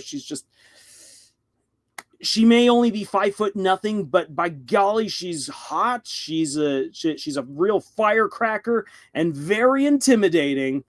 So Derek comes to his friends, Alex, Lynn, and Bill, and is like, guys, I need your help. Please help me. How do I ask out Sora? And Alex is like, okay, Derek, what do you even know about Sora? Oh man, we have second hour together. There's been a couple of times where we've worked on math problems together. Oh, she's just so smart. She's so good. And I know, come on, guys, don't judge me too much about this, but you know how she wears those low cut shirts, and man, when she leans down, oh man, and it's like, okay, too much information there, buddy. And you got you got Lynn, who's all like, Derek, do you want to date Sora or her boobs? Which one? Because that's going to be important for what we're going to do next. He's like, of course, I just want to date Sora. Like I said, please don't judge me, guys. Please don't judge me. Gah! And Bill's like, okay, Derek, what do you actually know about Sora, other than that she's short, she's got a good rack, and you guys share a math class together? All right, well, she likes bees. She's got these little bee keychains off of that they're on her backpack. She even told people that she was going to a Save the Bees rally last month. And Bill's like, oh, I also went to that. You went to that? Yeah. They were giving out free honey. Of course I'm going to go get free honey, dude. I'm always hungry. And I'm like, okay. So did you see her there? I don't know. There was like 1,000 people there, dude. Okay. Well, yeah, so she really likes bees. And she's just really funny and like genuinely funny. Not like I need to laugh so that way she notices me and likes me kind of funny, but she's actually funny. She knows more than just why did the chicken cross the road? And to which then Alex replies, because it was stapled to the baby. Wait, what? Never mind. Dude, you have got no sense of humor. Okay, so then Bill's like, okay, so she likes bees, she's genuinely funny, she's a short stack. What else? So she was in the track. She was on the track team for a little while. She dropped out because she twisted her ankle. It was just really, really bad. She decided to take it easy, and so she was talking recently about joining the poetry club. Lynn is like, poetry, you say? Okay. Are you really sure that you think that Sora will say yes to you? Yes, because I know she likes guys. She was dating this other dude, this mellow fellow. Mellow fellow? Yeah, mellow fellow. You know, not his name's not fellow. Mellow. You know, the really weird lanky guy with the big nose. He's in the band. He's in band. And to which Lynn and Alex are all like, I don't know, we're an orchestra. And Bill could be all like, I don't know. But the football season's over. It's the only time that people see band out there, man. And you know me, I don't go to football games. I'm like, okay, whatever. But whatever. She was dating Mello. She likes guys, okay? Lynn, you don't need to be putting weird ideas into my brain about what might be. I really do think that there's a chance that I can get together with Sora. And so the guys, Bill, Alex, and Lynn are like, okay, Derek, calm down. Okay. So she likes bees, she likes guys, and she's going to poetry because she twisted her ankle really badly. If you really want to ask her on out and be a little bit funny with it and everything, how about this? You're going to write out a little dumb poem. Maybe have like some bees to go with it, some honeycomb. Alex like, no honeycomb. That's just going to get messy. Okay, no honeycomb. But you're going to write out something silly like this. This. You're going to want to focus your poem on "Will you be mine for the prom?" And then Bill and Alex are going to look at Lynn and they're going to be like, that is dumb. Well, what would you do with all of that? And Bill will say, look, you either just straight up ask her and you show her that you already have the tickets, which, yes, that doesn't promote much confidence. And Derek's like, yeah, it doesn't promote much confidence at all. Like, I want to do something that's like specialized to her, that I really want to go with her, that she's the girl. I want to be specialized. Okay, yeah, we get it. We want to be specialized. And Bill's like, okay, actually, it's not too bad of an idea to say, will you be mine for the prom? But if you want to, like, let's say you're going to get a little bit into poetry, how about you actually go to her poetry club? You hang out a little bit there so that way you get to know her a little bit more. I mean, you've got time. Prom is like 3 months away, man. You've got time. You've got time before you have to ask her out. Go to her poetry club. Get to know her better than just the few times that you solve problems together in class and that you peep down her shirts. And figure out who she really is. And I do like the idea of the whole B thing.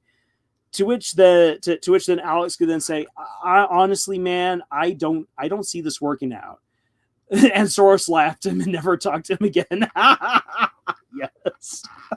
And you can have Alex then say, look, man, unless I agree with Bill, go to her club, be a part of it if you want to actually get to know her better, talk to her more in class, find ways of speaking to her before and after class, if at all possible, and actually really get to know her. I honestly don't see this happening. I don't, at least not right now. Sure, she's really cute and all, but you hardly know each other. Get to know her. If you can get to know her, then it will work. Otherwise, I don't see this happening. And Derek's like, man, that's a bit of a bummer. I know it is, but I'm one of your best friends. And I want you to actually have a good prom this year. Not like last year where you went with Stacy and then she dumped you halfway through to get together with Mr. Fastbender over there.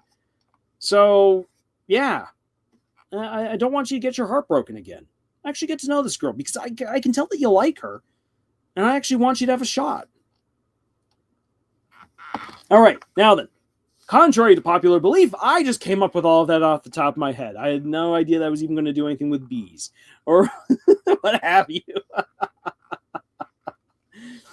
Concraft's all about execution, dumb stuff. Sounds cool if done with confidence all the time. Absolutely. And then have the guy give the really bad bro advice. Lynn, hand on Derek's shoulder. Dude, just go up to her and tell her that she's just a fine piece of bacon. And you want to sizzle all day with that. Find the parts of yourself, your real self, that you think would go well with what she likes. You can build a relationship by You can't build a relationship by faking it, you know? Exactly. Good stuff here. The point is, and I hope that, again, just off the cuff here, this is totally first draft stuff. Each character, from Derek to Lynn to Bill to Alex, all had something to say. They all had something to contribute.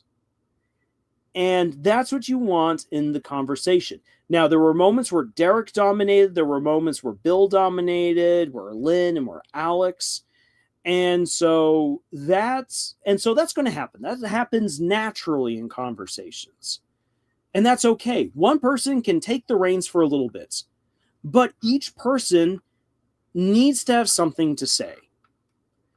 And while you can think a little bit more of maybe Alex does know something about Sora and could then add a little bit more insights, or the whole Dave, you can't fake it till you make it with a relationship. And that could come from Bill being look, I've already been there. I've already tried this and it didn't work out too well. So you can pull in all these different aspects and have these characters say some really good things that sound like good dating advice, maybe sometimes bad dating advice based on their own personal experiences. And of course, each one of them has their own opinion based on what they know about their buddy Derek, what they know about the situation, and what their own dating life has been like. Star Drop Mellow with the skull. Yeah, probably in response to the bacon. Dude, women are easy once you understand them. They're emotional. You just got to make her feel insecure so she'll try to impress you. To which Lynn has to make fun of his game. You say that, but I've never seen you with a girl. Concraft, one thing I prefer to do when workshopping dialogue is keeping the characters' personalities and backstories, even in outlines, in mind. A person having a bad day will talk different from a normal day. Exactly. Very good. And that's something I would highly recommend. That if you're workshopping a specific scene, think about, again, who your characters are, what are their personalities, and what has led them to that moment. That will definitely color how they speak at that time. So, or you talk big for someone who has been slapped by multiple women. Oh, that's some good stuff. And Shade is here. Great to have you here, Shade. Woohoo! and Source slapped him and never talked to him again. Derek will likely have judged it also be the one who looked most and only didn't mention because nobody asked to. No, teenager response, no judgment. Derek would have said more probably. Oh yes. I'm just keeping this. I just did my best to keep the conversation PG-13 by YouTube standards, because yes, I've spent loads of time around teenagers. I know how crude and rude it can get, especially when guys are just having guy talk. Jay, what are we talking about? Just make women insecure? The answer is no. What we're doing is we are right now going through. Let me pop back on over to our slideshow. Different strategies when it comes to writing conversations between 3 or more characters. Glitch now has 16.6 million subs. Hey, congratulations to Glitch. One of these days they will hit 20 million subs, and people are going to be like, how? How did they do it? And be like, it's been marvelous. But yeah, there's just an example right there. And there's so many different ways that you can have characters discussing basically plans. You can take this to that they're planning a vacation. Characters planning a wedding. And I say that because I just recently watched the Critical Role teaser trailer for the wedding episode between Jester and Ford, which spoilers, but whatever. I don't know how many people here actually watch Critical Role, and it was all, and the way that they did it was in basically a zero session with Matt, Laura, and Travis doing their characters, and it ended up being a 4-way conversation because Matt was playing 2 characters, and it was great. It was so stinking good. Urban renewal time. Punks undying over seeing Chris and Susie's detention for spraying Lancer graffitiing in an alleyway. I love it. Imagine if by the time Glitch hits 20 million, YouTube decides to do like Reddit and replace subs with long-term viewers and active viewers of the week. Oof. Oh, I hate that. Hey, Jay, we're creating a conversation between multiple characters regarding dating, and that was my suggestion for there to be that one friend with awful dating advice.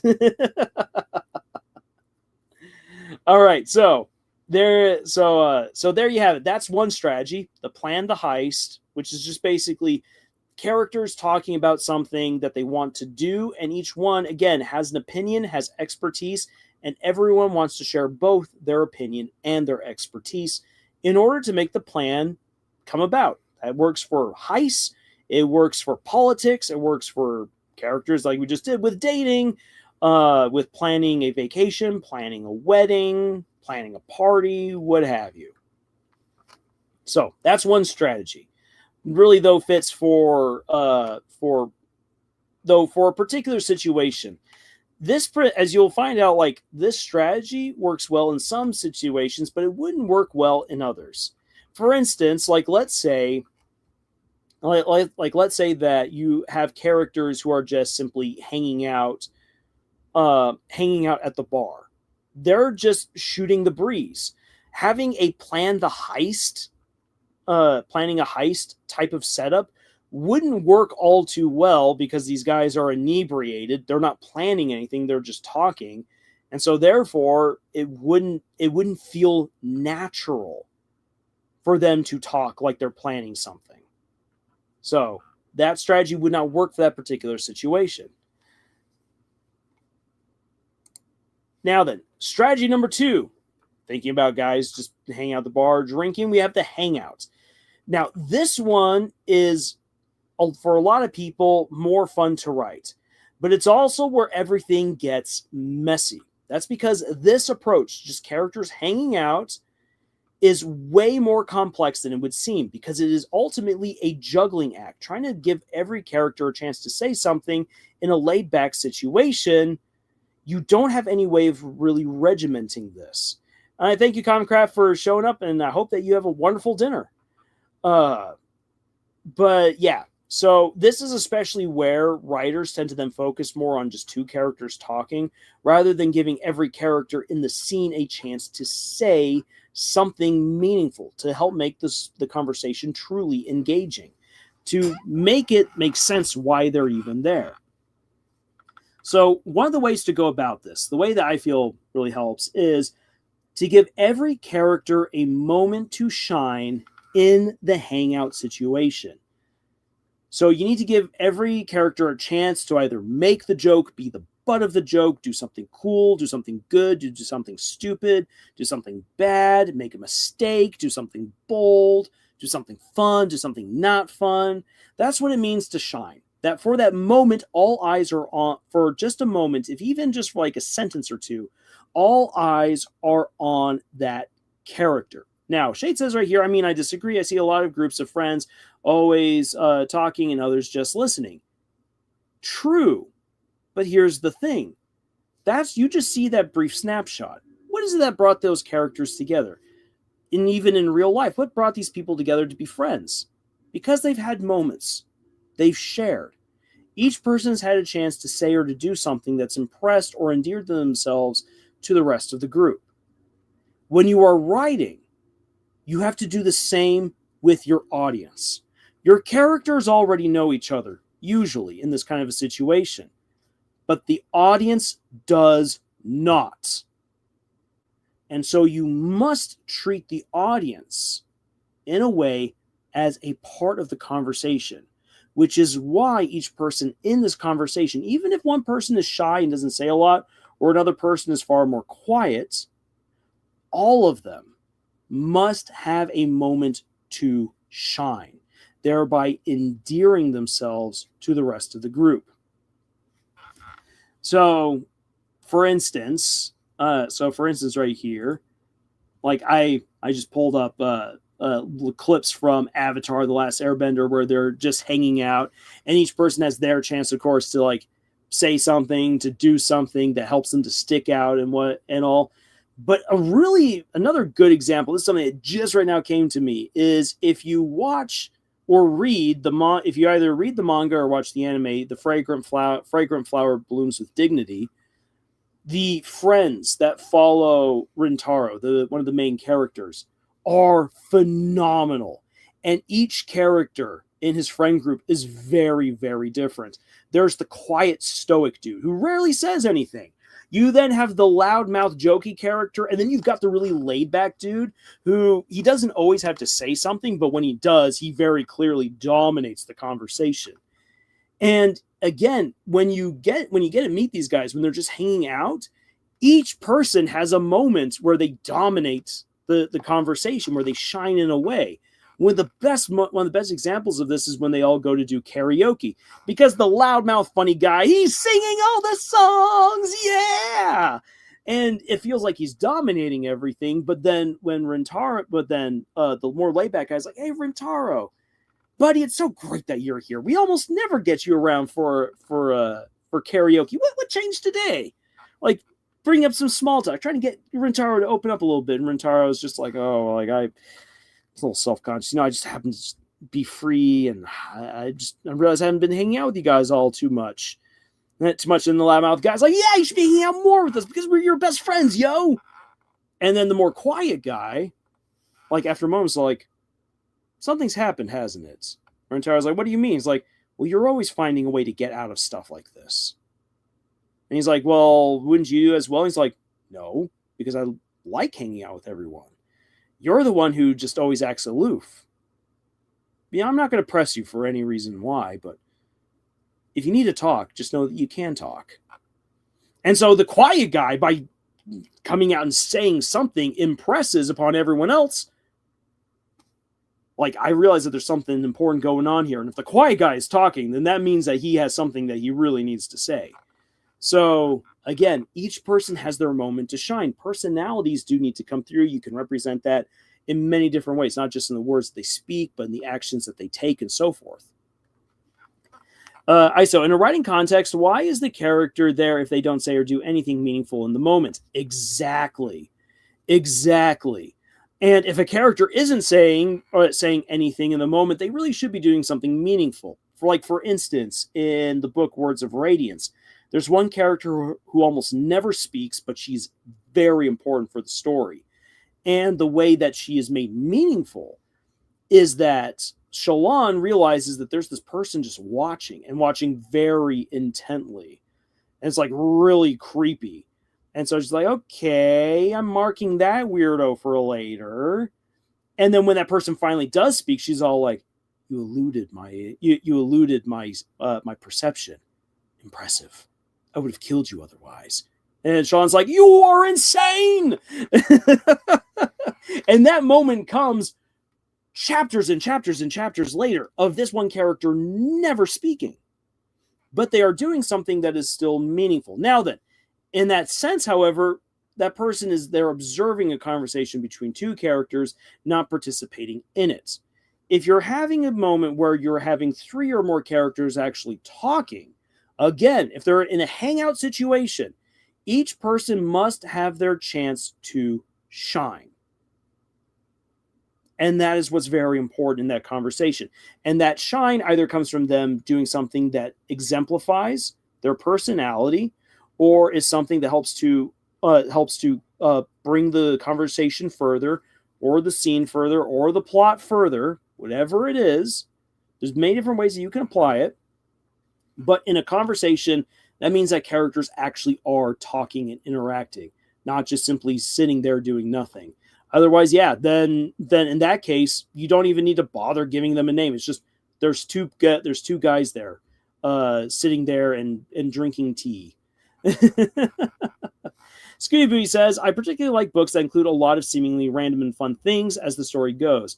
There's always the chance that the stuff will either be important later. Grandma, hello, it's your grandma. Hey, hello, bot. Or it'll just be a fun bit of detail. And again, it's fun to have that bit of detail. But again, in a conversation, every participant should be actually participating. Otherwise, it's not a conversation, at least as far as they are concerned.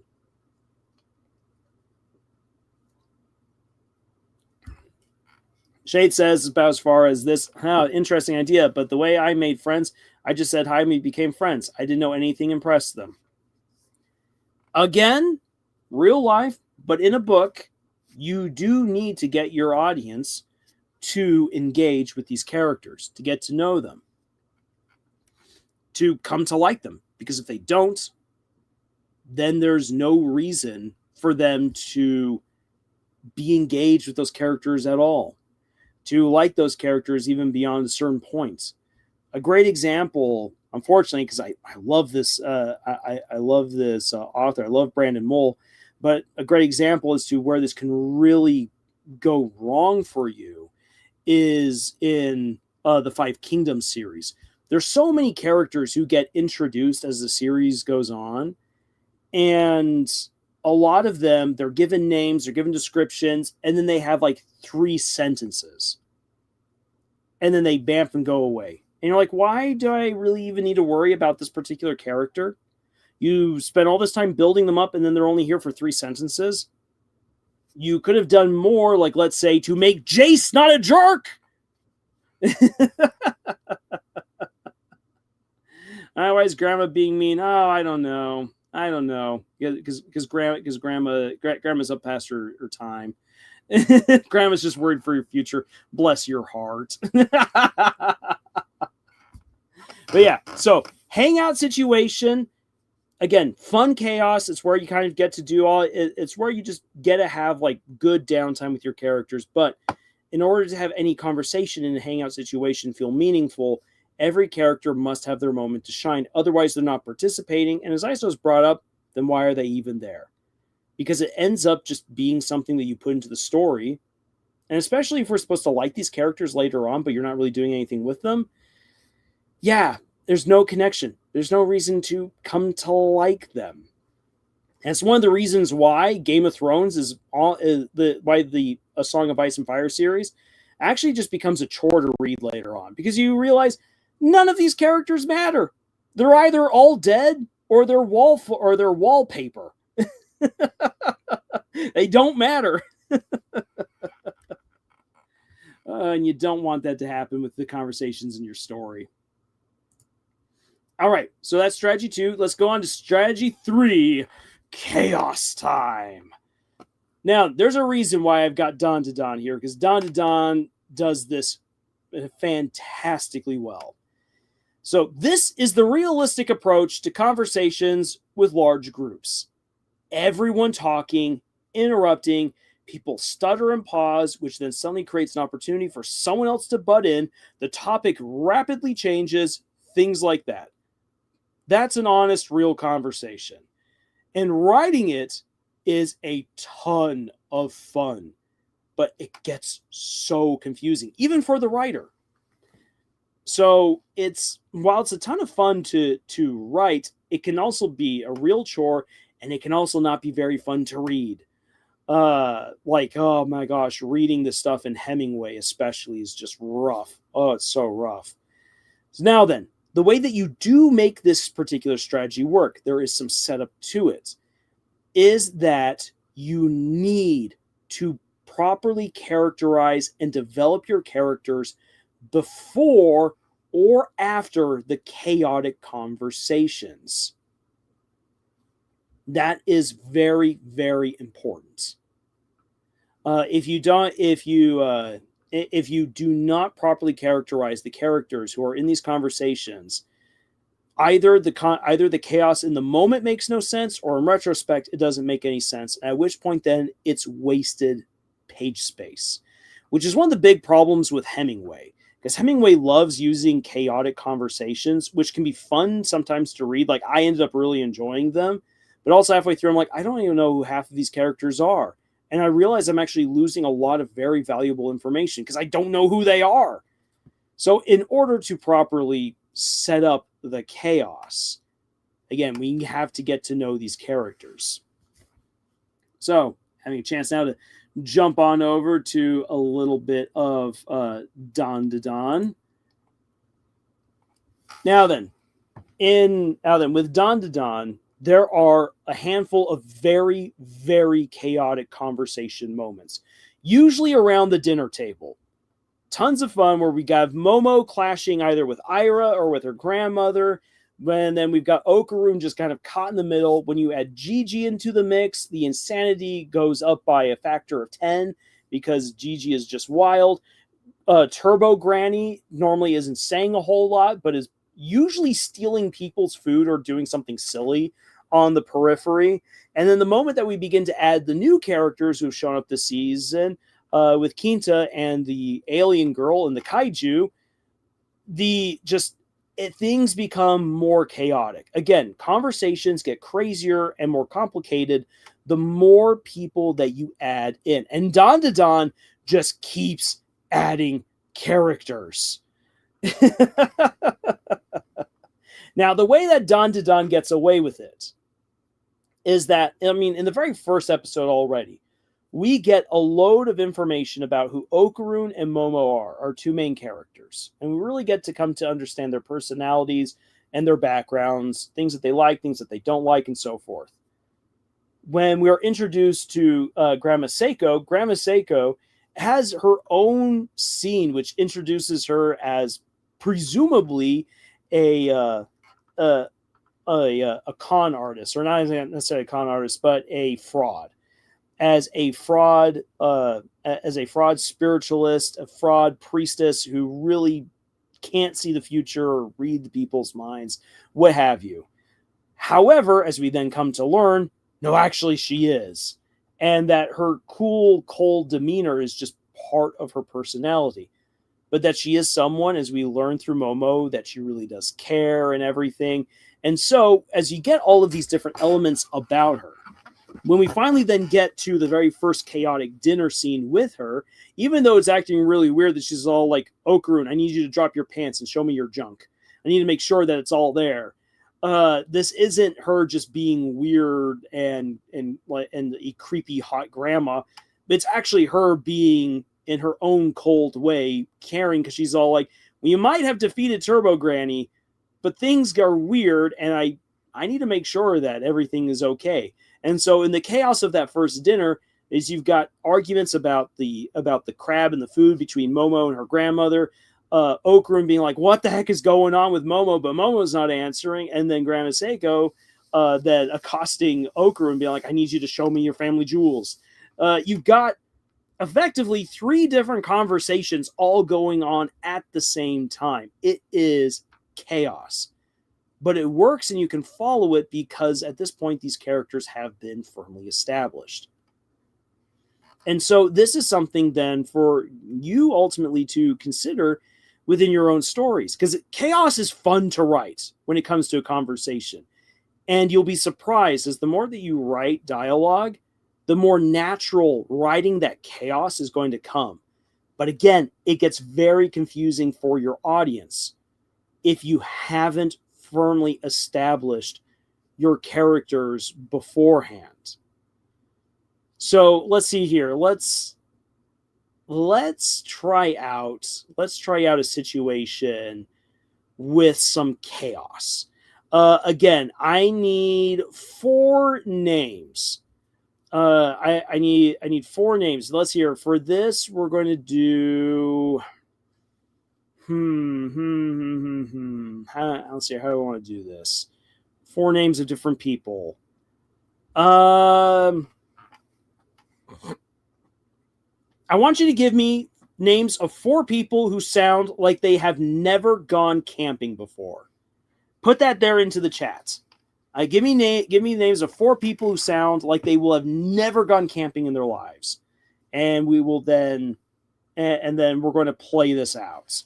And it also gives me a chance while you guys are coming up with those 4 names. I got to deal with the cat again. May I help you? And the honey has returned. The fat cat, indeed. Balmung, Orca, Mimuru, and Tsukasa. Okay, we'll take Tsukasa. We'll take Karen. We'll take Dave. And we'll take Jojo. Okay, so Jojo, Dave, Karen, and Tsukasa. All right. Okay, so those are names. So we've got 4 people who've never gone camping before. They're on their very first camping trip. They've made it to the site. And as they come on out, immediately Dave is like, there's so many mosquitoes everywhere. Why did we think that camping over by a lake was a good idea? Jojo's like, because of the scenery, man. I need this for my TikTok and Instagram followers, okay? They told me I needed to go touch grass. Well, here I am touching grass. This grass is so prickly. Karen complains. What? The outdoors are like this? I will just give me back my good old hot concrete. Tsukasa's like, what you really want, you just want to go loaf around on your couch. Hey, I just wanted the comforts of home. You would not let me bring the couch. There was no room to put the couch in the car. That's why I said that we should bring 2 cars. Well, none of us happen to have a truck. What are you talking about? Jojo's dad has a truck. My dad is a construction worker. He needs his truck. Dave is like, I think that what you're really looking for is you're looking for the word contractor. I know what his job is, Dave. These mosquitoes. I almost burned myself to death on my first camping trip. Oh my gosh. Woo! That's a story right there, ISO. I have gotten shaved by a fire. Oh, that was very interesting. That was an experience I don't want to go through again. I now see why this person is called Karen. From experience, there will be they will all almost die at least once because of their actions. Yes. Almost fell in the river on my second and almost got mauled by a bear on my third. Wow. Okay, hold the phone. Hold the presses right there, ISO. Getting mauled by a bear. I need to know what the story is, and I'll tell you guys a quick camping story of myself right here before we return to this absolute chaos. So I went camping with my family years and years ago out in eastern Arizona. There's this very beautiful place called Hannigan's Meadow. which is just this gorgeous meadow out in the middle of the mountains. And it's kind of like an oasis where there's this really nice inn. There's some nice cottages for campers and the likes. And during the morning and the evening, you can come out and you can see the elk go out into the meadow. Very, very beautiful. So my dad and I wanted to do some hiking around Hannigan's Meadow. And my dad found this one trail that seemed like it would be pretty easy for me because I was just a kid at the time. And we went on out and when we got to the trailhead, there was like a group of 10, maybe 15 people all clustered together, and they were going, ooh and ah, and they're like, there's a bear. And they all proceeded to take pine cones and start chucking them in the general direction of this bear. My dad and I were like, we're leaving. We are not going to stick around for if a bear just suddenly starts playing bowling with all of these stupid tourists throwing pine cones at a bear. To my knowledge, no one ever got mauled or eaten because there was no bloody tales of a bunch of tourists getting mauled by a bear because they threw pine cones at them. But that is my closest encounter to getting mauled by a bear.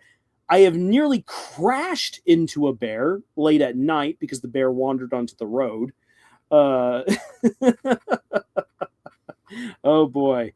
I almost got mauled by a bear. I saw a bear.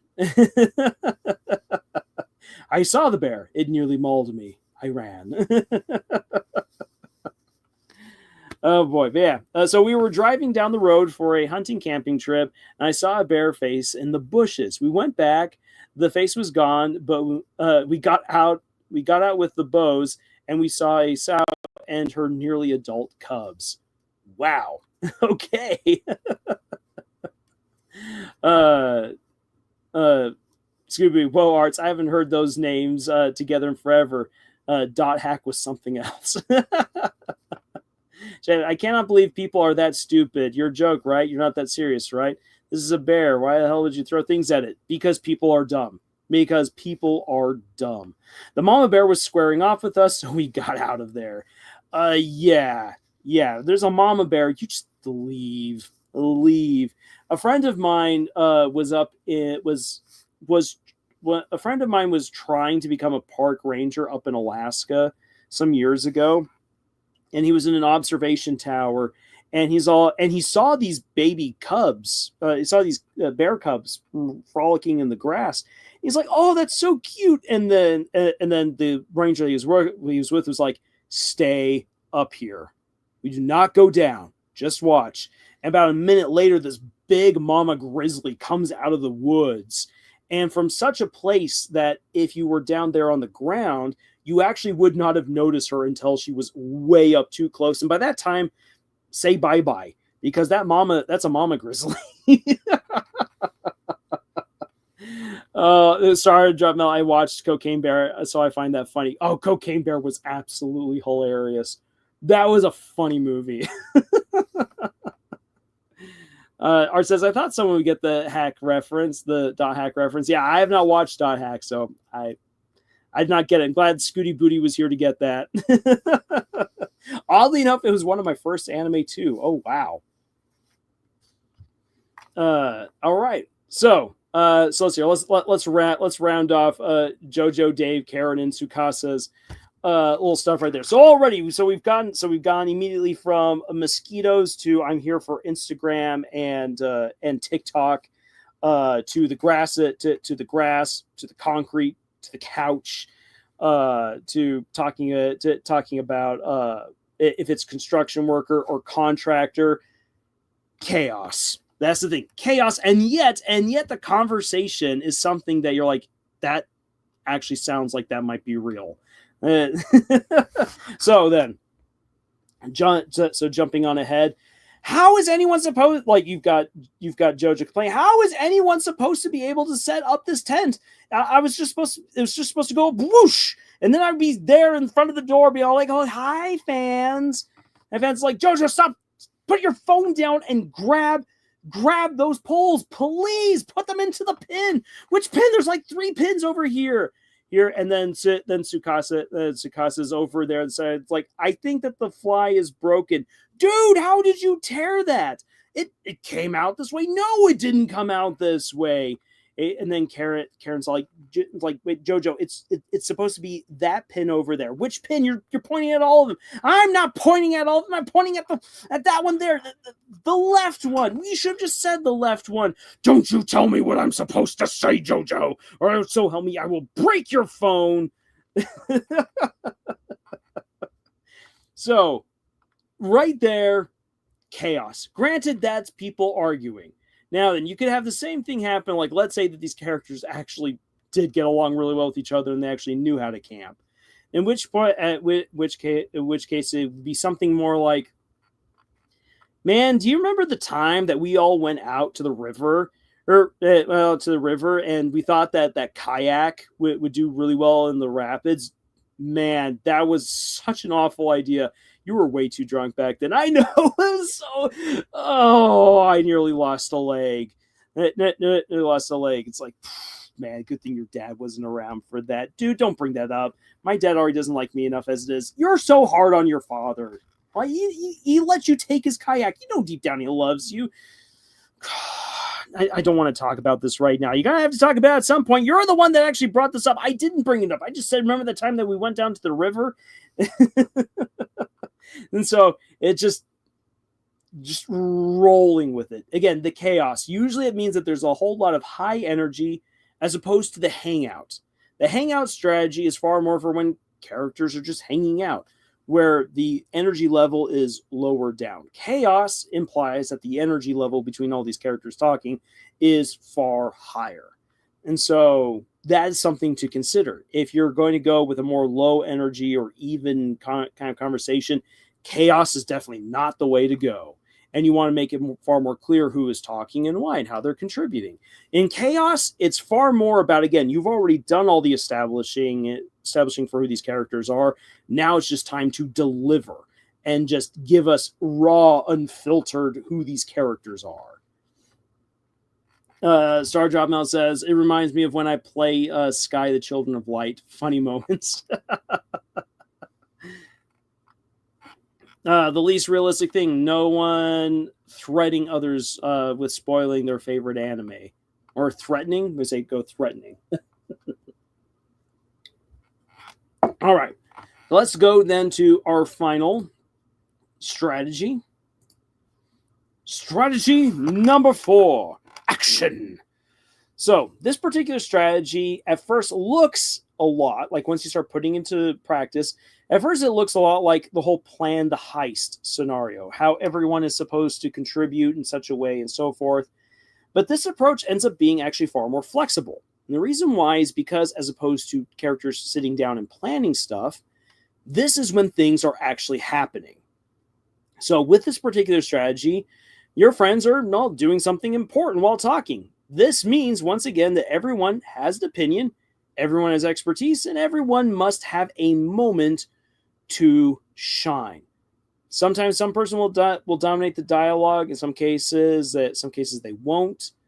A really good example of this, I feel, is looking at How to Train Your Dragon. And I so wish that we could just sit down and really break down how the scene works so well, going just clip by clip, but that would get this stream taken down because copyright. So instead, we'll just have the cobbled together footage and then go from there. But the end battle in the first movie does a really great job of showing the multiple people having a dialogue in action, just working really, really well. So you've got Hiccup, Astrid, Rough Nut, Tough Nut, Fish Legs, and crud. I'm forgetting the other guys. Snoutlout. All going in to help save the day. So we've got 6 characters. We've just been dealing so far with 4 characters in the conversation. We now have 6. And they've got to take on the Red Death, the queen of the dragon nest, and bring her down. And so in their moments of conversing, and you've got right off the bat, Hiccup being like, okay, Fish Legs, break it down. What are we dealing with here? And so Fish Legs dominates the moment. He has his moment of shine where he's like, okay, then. He breaks it down because he's the nerd. He's very analytical, and he's like, okay, so these are its strengths, these are its weaknesses, find its blind spots, and so then, okay, Rough Nut, Tough Nut, you go make it mad, distract it, while they then look for the blind spots and hit their shields, trying to discombobulate the dragon. And then Snarlout, of course, then gets stranded on the dragon, so he has his moment to shine and be like, all right, I'm hitting the eyes, I can't miss. And then Astrid goes with Hiccup to free Toothless. And so it is a conversation. It's action. They can't all be speaking at the same time. They all can't hear each other in the moment. But whenever they get into close proximity, the characters are communicating. It's an ever-evolving conversation thanks to the action involved, and each character has their moment to shine. From Rough Nut and Tough Nut doing their annoying stuff, from Fish Legs doing his nerdy stuff and providing commentary as needed, Snarlout actually being brave, whacking the dragon, Astrid being awesome, and helping out Hiccup. Hiccup then using his own intellect and being the leader of the group to try to make everything work out.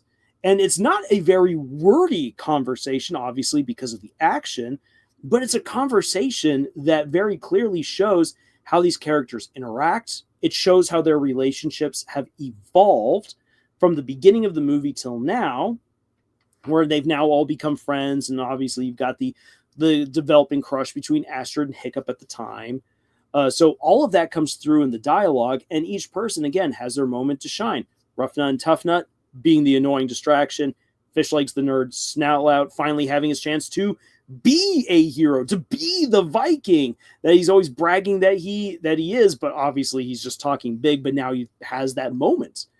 And of course, Astrid really showing off who she is, and being awesome, but also having those touching moments in the middle of the fight with Hiccup and vice versa.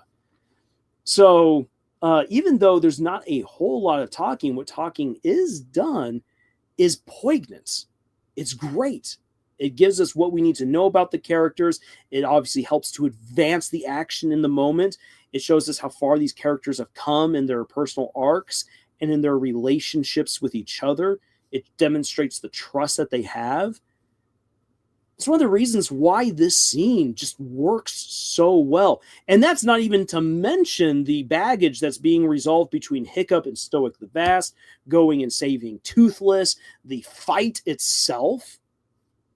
This scene works so well on so many levels. And the conversation aspect is something that I think is taken largely for granted because we just expect that these characters are going to say what they need to say in the moment to help win the day. But it's a conversation that is a fantastic reflection of who they are and of how far they've come. And that is the power of great dialogue. And what makes it even better is that it balances very well 6 characters. Again, not even including Stoic or including Hiccup's interactions with Toothless. And so it is even actually more complicated than that, but just between the 6 teenagers, the conversation is on point. It's a great example of dialogue in action, of showing what you can do with multiple characters, giving each character a chance to shine, showing that each character has their expertise and knowledge, and that each character has an opinion or something to contribute to that conversation and does. So hopefully, like, again, I wish I could just like go through each part of that scene and break it down in real time because it's so dang good. But again, copyright. We've already seen this happen before when we broke down Sherlock. I didn't get the copyright strike immediately, but it followed the next day. That was disappointing. So I'm going to try it. So I'm trying to avoid that this time. But if you have access to How to Train Your Dragon, highly, highly recommend rewatching the movie and especially paying attention to the interactions between the main characters in the end fight, because it's a great example of dialogue put into action. And it's incredible how it balances the entire cast as well. So there's my gushing for it. And this now takes us to the homework, because you guys now have some homework to do. I want you to select one of the 4 strategies: plan a heist, hang out, chaos, or action. Choose one of those scenarios, and I want you to then take in multiple of your characters, at least 3. This isn't one-on-one. This isn't just a 2-person dialogue. We want to go for more complex. So choose at least 3 of your characters, or more. You can go as high as 20 characters, like ISO is doing.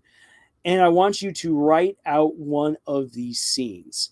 And then once you've written it out, share it with us and so we can give you some feedback, because feedback definitely helps in improving your writing, and also in helping you realize if you have written the conversation in a satisfactory way that communicates everything that you want to communicate with that scene. And as a little bit of a helpful hint, if you're going to do chaos, unless we here at Camille's Harem already know your characters really well, it's probably helpful, as Common Craft actually brought up earlier, to have a list of all the characters who are going to be involved in that scene, along with some information about who they are. So that way it would be easier then to be like, okay, so as this person's talking, that's absolutely a reflection of this part of their personality, and so forth. Star Drama says, this is going to be fun and easy because I got some fun ideas playing the game with my friends. I'll show you screenshots if that's okay. Oh, absolutely. Yeah. Say, go ahead and share them over our Discord. But yeah, so there's your guys' homework, and take it seriously. I mean, it's a lot of fun, but take it seriously, because dialogue is one of the hardest things to do as a writer. And I know there's some people like, oh, it just comes so easily to me. A lot of the people who say that, when I've then read their dialogue in their stories, I'm like, wait, what? This is not good dialogue. There are some very gifted writers out there who can write dialogue beautifully. But for most authors, it is something to work on. It is a difficult hurdle. But it's one that can be overcome with practice. So this homework right here is there to provide that moment of practice. And yeah, please, again, once you've done it, share it with us. So that way we can then provide you with the feedback that you need to continue improving your writing craft and your stories. Woohoo! I want to take another drink of water here. And that takes us to the end of everything that I have planned for tonight. And in under 2.5 hours. Holy cow. I am feeling efficient. Zuh. And actually, for me, once I'm done here, I then have to knuckle down and start writing the last chapter to a book I'm currently working on, which will end with a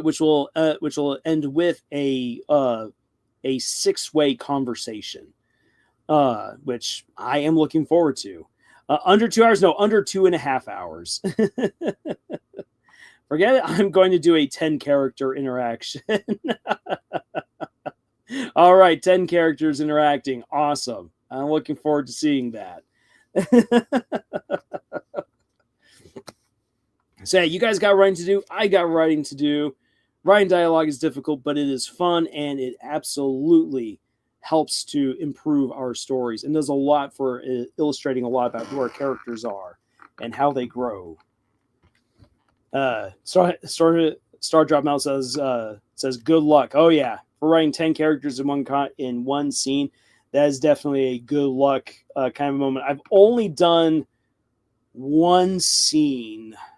Let's see here. No, yeah, I've done one scene across all of my stories where I've had that many characters all interacting at the same time. That was difficult. That is one that I still, as I go into the next draft, I definitely need to clean that up, because yeah, it's difficult. The more characters, the more complex. Whew.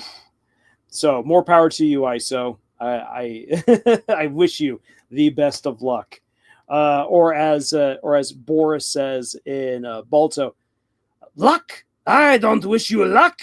I wish you sense. Good lucky duck. Oh, it's such a fun movie.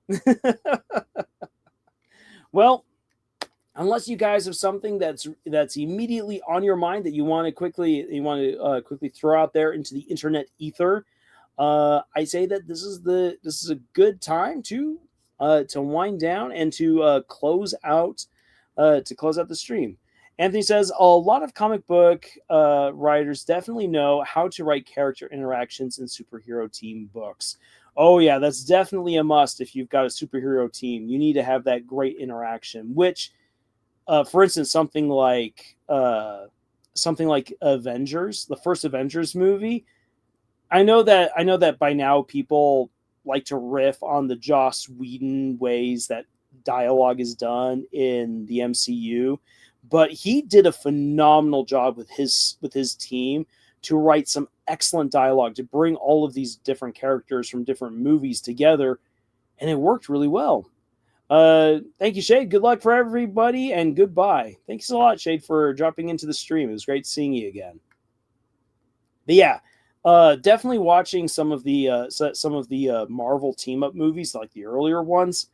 That's a great way to get some good inspiration for, I think, some snappy, interesting dialogue, especially stuff that helps to again progress the plot, but also progress the characters, and really is illustrative of the relationships that these characters have. All right. Is there anything else? I also suggest watching cartoons as well. I mean, it depends on the cartoon, but yeah, cartoons also do a great job with some of their dialogue. Love the dialogue in Gravity Falls. It's so good, so on point. Like that really nails the personalities of all the characters involved. Does a great job of balancing hangout and chaos. There's a lot of chaos in the dialogue in Gravity Falls, and Alex Hirsch and his team did a great job with it. Though Amphibia does focus a lot on the paired conversations, Amphibia also has some great moments of like group dialogue, where usually that's when you have the entire Planter family along with Anne, so you then have 4 characters interacting. That's just also so good. Commoncraft, I'm back. What did I miss? Let's see. You missed a fair bit of the writing lesson, and we're actually to the point where we are winding down, and I'm getting ready to soon sign off here. Hope that you had a great dinner, Commoncraft. Oh man, I've got a big cat right now curled up on one of my feet, and it's great, and it's also very warm. It's like, in the winter time, this would be very appreciated, but in the summertime, not so much. Let's see here. I guess to round things off again, as a reminder, very soon will be the Choose Your Own Horror Adventure story.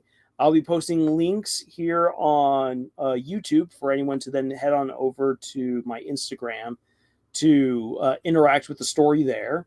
Because I'm going to try this year doing it primarily through Instagram and Facebook, rather than primarily here on YouTube, and see how that turns out. So that's something to look forward to. I will be also planning the writing lessons that you guys suggested for Spooky Month. Because yeah, we're gonna have some fun. We're gonna have some fun with Halloween. But a little bit of a heads up. The live streaming schedule for October, though, is going to be a little bit wonkier. Let me check the days. Yeah, well, because Friday, so Halloween itself falls on a Friday. Guys, I'm going to be out trick-or-treating. I am going to be enjoying my Halloween. So as much fun as it is to do these live streams, I will not be doing it on the 31st. Then let's see here, the 10th on the 10th I am going on an excursion with my family to Terror in the Corn, to a haunted corn maze. So we'll probably be doing the live stream at a different time rather than on the 10th. On the 17th, I'm going to be out of town for a friend's birthday for doing a horror movie marathon in the woods, which is always really creepy and a lot of fun. So I'll be doing that. So I'll let you all know when the different live stream dates will be. So that's just as a bit of a heads up. That's going to be a little bit different in October. But that's because I'm going to be enjoying Spooky Month. And for those of you who do celebrate and enjoy Halloween, I hope that you make the most of that month as well and have a great time. Conquest says, yeah, but the timing is inconvenient for these streams. LOL. Yeah, I know. Time differences always makes it difficult. And I mean, I could try doing the live streams during the day, but usually now on Fridays during the day, I'm babysitting my niece. So it makes it a little bit difficult. Conquest says, I am workshopping a scene I thought of recently about two characters having a dialogue and interaction in a situation where they are not quite themselves and are both aware of it. All right. That sounds really cool. Star Jamel says, lucky you, who sounds really fun. Oh, yeah. I am. Again, for the people who get into Halloween, I hope that you guys make the most of it as well, because it's great. Lucky you, sounds really fun. It is a whole lot of fun. Spooky movie marathons in the woods they're great and very unnerving. Conquest says, man, must be fun trick-or-treating. Halloween is not really an official thing where I live. It is super informal. I don't think it is even an official holiday here. Well, it's not an official holiday in the United States either. It's just something that everyone observes. You don't get the day off for it. But you know what? Maybe something is stopping you though from dressing up and going around and begging for candy from door to door. Let's see here. It was actually the only time that I was around for Halloween in Europe. I didn't think that Europeans celebrated Halloween. So, at least in Germany. So I wasn't prepared for it. And then suddenly Halloween night, just a horde of kids were asking for candy. And I was like, I'm not going to turn all you little kids away because this is just too cute. And I want to encourage you to continue doing trick-or-treating. So I just happened to have a bunch of change, like tons and tons of pennies. So I just gave all the kids pennies and they're all like, oh, the guy gave us money. Oh, it was a fun night.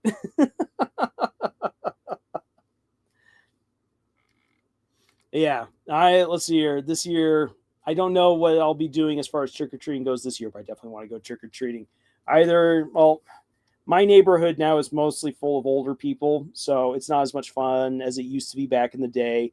But there is a really, really great trick-or-treating spot on another side of town that is just everyone there gets into it, and it is so crazy. I think what I'll do is, if I can make it there this year, I'll take as many pictures as I can, and then I'll try uploading.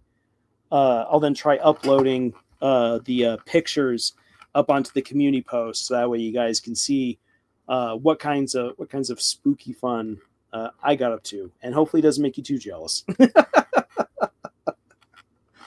Okay. So look forward to the irregular but spooky live streams to come starting next month. And again, please do the homework. Get into the joys and frustration and work of writing complex dialogue between 3 or more characters, because it really does elevate the potential of your stories and really will help your writing just in general. So with all that being said, everyone, I will be seeing you guys soon in the next video. But until then, tschüss.